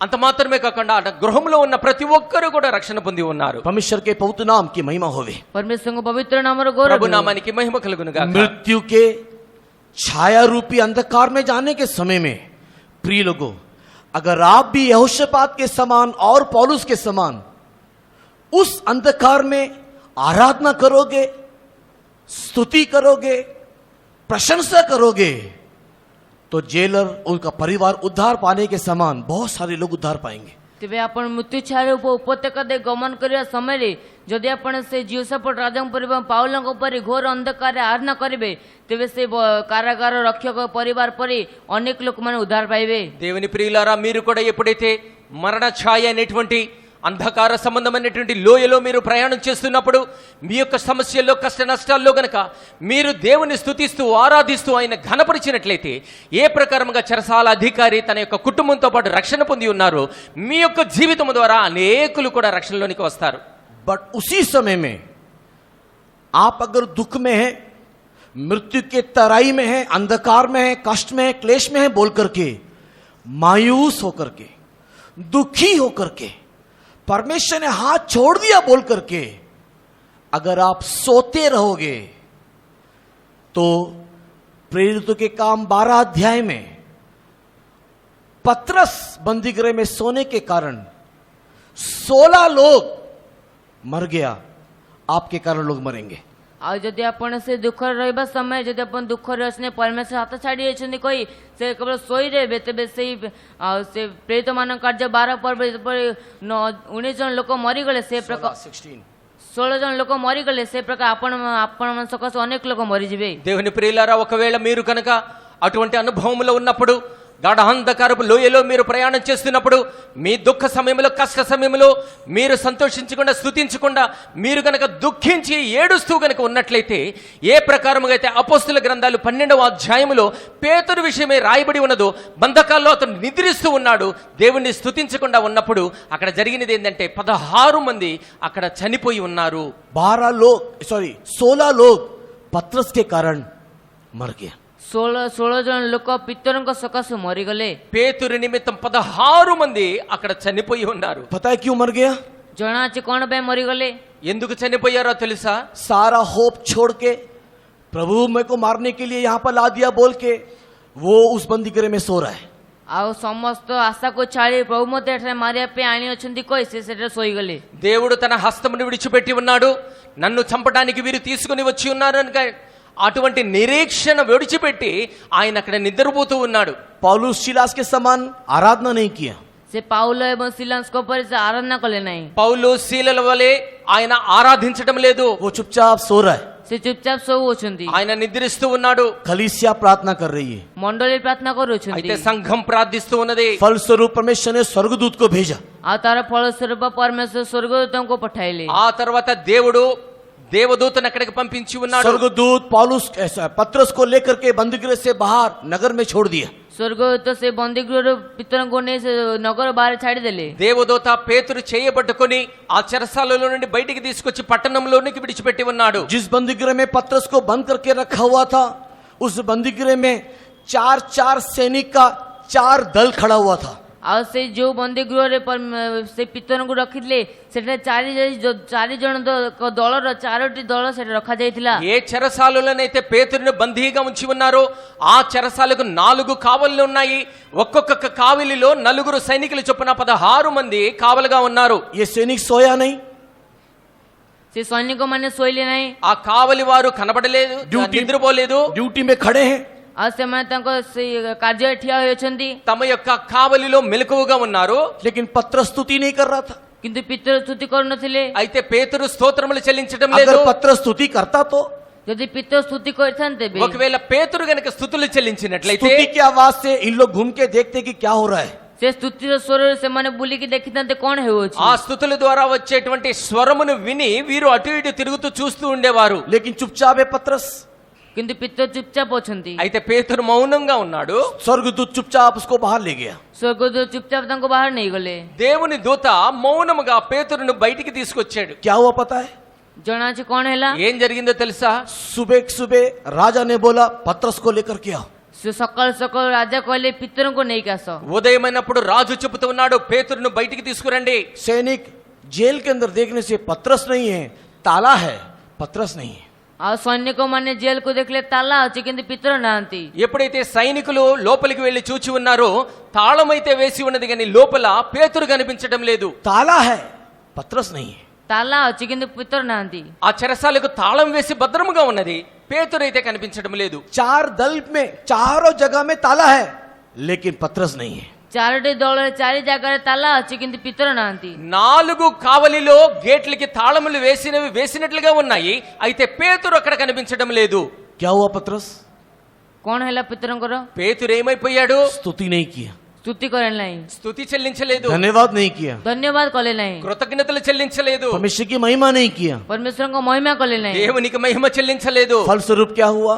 ତାର ଫଳସ୍ୱରୂପ କଣ ହେଲା? ఆ తర్వాత ఏమి జరిగింది? 12 अध्याय 19 वचन में लिखा है। 12 పర్ବ 19 పదରେ ଲେଖାଯାଇଅଛି। అపోస్తల కార్యాలు 12వ అధ్యాయం 19వ వచనంలో రాయబడి ఉన్నది. 12 अध्याय 19 वचन में लिखा हुआ है। 12 పర్ବ 19 పదରେ ଲେଖାଯାଇଅଛି। 12 19వ వచనంలో రాయబడి ఉన్నది. ये 16 लोगों का गला काटने के लिए राजा ने हुक्म दिया। ତେବେ 16 ଜଣ ଲୋକମାନଙ୍କୁ ଗଳା କାଟିବା ନିମନ୍ତେ ରାଜା ନିର୍ଦ୍ଦେଶ ଦେଲେ। ఆ 16 మందిని కూడా చంపించేలాగా హేరోదు రాజు ఆజ్ఞాపించి ये ఉన్నాడు. 16 लोगों को मारो करके बोला। इन लोग के साथ मिल करके पत्रस भाग गया करके। ଆଉ ସେ 16 ଲୋକମାନଙ୍କୁ ମାର କାରଣ ସେମାନଙ୍କ ସହିତ ମିଶିକି ପିତର ପଳାଇଲେ କଲେ ବୋଲି ఈ 16 మంది కలిసి పేతురుని బయటికి తీసుకువెళ్లారని చెప్పేసి అతను ఆలోచించి ఈ 16 మందిని కూడా చంపన ఆజ్ఞాపించి ఉన్నాడు. हे यीशु के दुल्हन, ହେ ଯୀଶୁଙ୍କର କନ୍ୟା, దేవుని వధువా, क्या आप दूसरों को मारना चाहते हो या उसको भी दुल्हन बना के ले जाना चाहते हो? କଣ ଆପଣ ଅନ୍ୟମାନଙ୍କୁ ମାରିବା ପାଇଁ ଚାହାନ୍ତି ନା ତାଙ୍କୁ ମଧ୍ୟ କନ୍ୟା କରି ନେଇଯିବା ପାଇଁ ଚାହାନ୍ତି? మీరు ఇతరులను చంపాలని చూస్తూ ఉన్నారా, లేదంటే వారిని కూడా మీతో పాటుగా దేవుని యొక్క కన్నికలుగా మార్చి మీతో పాటు తీసుకోవాలని కోరుచూ जो ఉన్నారా? लोग दूसरे को मारना चाहते, मैं केवल दुल्हन बन करके जाने से काफी है, दूसरे लोग मर जाए तो भी चलेगा बोलने वाले लोग लंबा पैर करके चकला मार करके जैसे बैठे वैसे बैठे रहना। ଆଉ ଯୋଉମାନେ କୁହନ୍ତି ଯେ ମୁଁ କେବଳ କନ୍ୟା ଯିବା ଆବଶ୍ୟକ, ଅନ୍ୟ ଲୋକ ମରିଲେ ମୋର କିଛି ନାହିଁ, ସେମାନେ ଏପରି ଗୋଡ ଲମ୍ବା କରି ଚକମାଲି ପକେଇ ବସିଲେ କିଛି ନାହିଁ। కేవలం నేను మాత్రమే వధువులుగా మార్చబడి ఉన్నాను, నేను కేవలం దేవుని దగ్గరికి వెళ్ళగలిగితే చాలు అనుకునే వారు మాత్రము కేవలం అటువంటి వారు చక్కగా కూర్చొని पत्रस के समान सोते रहना। आप पितरों को सोई जानतु పేతురులాగా మీరు నిద్రపోతూ ఉండండి. लेकिन जो लोग कहते कि नहीं मैं दुल्हन हूं और मैं बहुत सारे लोगों को परमेश्वर के राज में ले जाना चाहिए, बोलने वाली लोग केवल आंखों को बंद करके घुटने में बैठना। कि जो लोग माने कौन जे मु कन्या अटे मु अनेक लोग कन्या कर नहीं जा पाए से माने केवल आखि बंद कर आंटरू అయితే కేవలం నేను మాత్రమే కాదు, నాతో పాటుగా ఇంకా అనేకులను దేవుని యొక్క రాజ్యములోనికి తీసుకుపోవాలి అనుకున్నటువంటి వారు మాత్రం కళ్ళు మూసుకొని మోకాళ్ళ మీద నిలబడండి. मृत्यु की छाया होने से भी, कष्ट क्लेश की परीक्षा का मार्ग होने से भी मैं प्रभु को धन्यवाद करूंगा, मैं प्रभु की महिमा करूंगा, क्योंकि मेरा परमेश्वर मेरे साथ है। मृत्यु छाया उपपत्यका हेले मध्य कष्टकर मार्ग हेले मध्य मु परमेश्वर को धन्यवाद देवे कारण से मोर सहवर्ती మరణ ఛాయలో అంధకార లోయలో నేను ప్రయాణం చేస్తున్నప్పటికీ కూడా, ఎటువంటి కష్ట నష్ట సమయంలో వచ్చినప్పటికీ కూడా దేవుడు నాతో ఉన్నాడు అని నేను ఎల్లప్పుడూ ఆయనకి స్తుతులు స్తోత్రములు చెల్లిస్తూ ఉంటాను. केवल यहाँ पर आराधना में नहीं, मेरे जीवन के वास्तविकता में, मेरे जीवन के पहलुओं में, जब मैं परीक्षा में जाऊंगा, कष्ट में जाऊंगा, क्लेश में जाऊंगा, मैं ज्यादा परमेश्वर को धन्यवाद करूंगा, मैं ज्यादा उसकी आराधना करूंगा, मैं ऊंची आवाज से परमेश्वर की महिमा करूंगा। बोलने वाले लोग केवल परमेश्वर को धन्यवाद करना शुरू करना। आज जो मैंने कहते मु केवल आराधना नहीं किंतु मो जीवन वास्तव में मो जीवन अन्य जीवन जीवा समय मध्य मो परमेश्वर को आहरी अधिक धन्यवाद करी से माने केवल धन्यवाद करबा आरंभ करू। కేవలం ఈ ఆరాధనలో మాత్రమే కాదు, నా యొక్క జీవితంలో వస్తున్న ప్రతి ఒక్క మలుపులో కూడా, ప్రతి ఒక్క కష్ట మార్గములో కూడా నేను దేవునికి ఎల్లప్పుడూ కృతజ్ఞతాస్తుతులు చెల్లిస్తాను అని నిర్ణయించుకునేటువంటి మాత్రము మోకాళ్ళ మీదకి రండి. दूसरे लोग बोलेंगे ओ तेरे साथ परमेश्वर नहीं है, तेरे को परमेश्वर ने हाथ छोड़ दिया, इसी के लिए बीमारी आया, इसी के लिए कष्ट आया, इसी के लिए परीक्षा आया, इसके लिए तू मर रहा है।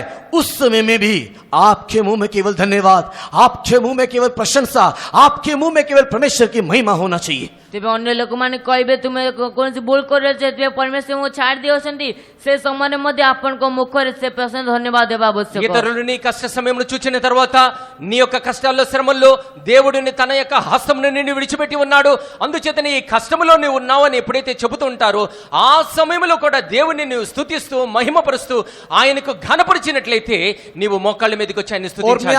आपको वायदा करता हूं, हम आपन से प्रतिज्ञा करू छी నేను నీకు వాగ్దానం ఇస్తూ ఉన్నాను. जब आपके कष्ट के समय में, आपके वेदना के समय में, आपके रोग और बीमारी के समय में अगर आप परमेश्वर की ओर देख करके धन्यवाद करोगे तो लोग आपको पूछेंगे तू क्या कर रहा है। आपण कष्ट के समय जब आपण माने परमेश्वर धन्यवाद देबे तबे लोक माने पचारिबे तुमे कोन करू छ। నేను మీకు ఒక విషయం చెబుతూ ఉన్నాను, నీవు ఎప్పుడైతే కష్టములో రోగములో వ్యాధులతో ఉన్నప్పుడు దేవునికి కృతజ్ఞతాస్తుతులు చెల్లిస్తూ నీవు స్తోత్రములు చెల్లిస్తున్నట్లయితే వారు వచ్చి నిన్ను అడుగుతుంటారు నీవు ఏమి చేస్తూ ఉన్నావు అని. उस समय में आप यीशु का सुसमाचार को बताने पाओगे। से समय आपण माने यीशु को सुसमाचार तंको कहि परिबे। అదే సమయంలో యేసు క్రీస్తుని గురించినటువంటి సువార్తను हमारे यीशु अंधकार में भी भेंटता करके आप बोलने पाओगे। हम यीशु अंधकार रे मध्य वास कोंदुले आपण మన कहि ప్రభు అయిన परिबे। యేసు అంధకారములో కూడా నిలుచుని ఉంటాడని मेरा यीशु लाल समुद्र को दो भाग करता करके आप लोग बताने पाओगे। मो यीशु सुपर समुद्र को दुई भाग कर दिबे आपण कहि మన परिबे। యేసు ఎర్ర సముద్రమును రెండు పాయలుగా చేసి ఉన్నాడని ओ मेरा చెప్పగలుగుతావు. परमेश्वर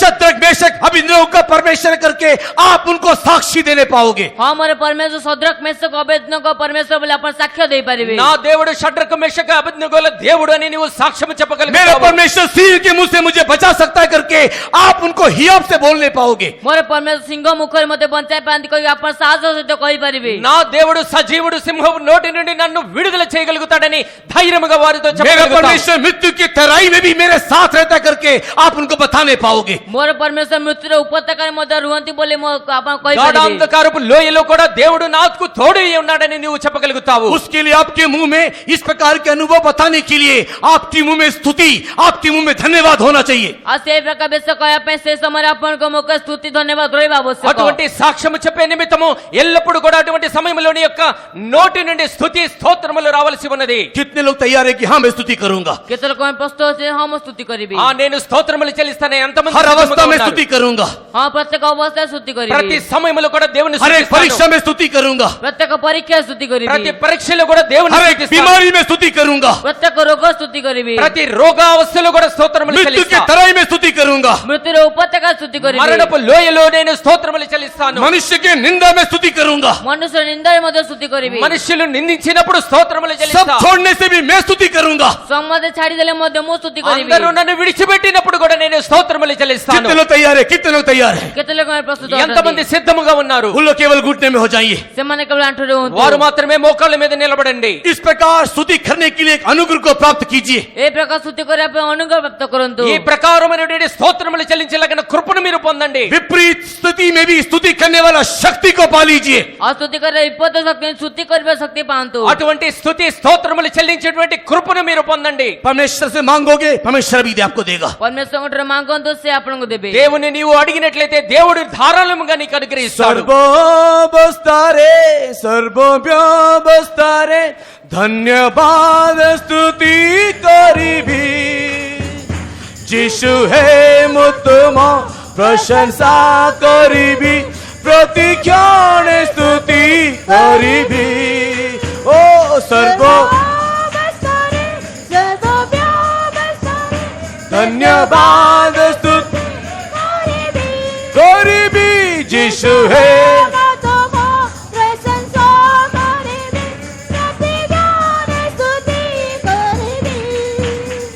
सर्व आमेन करिबी।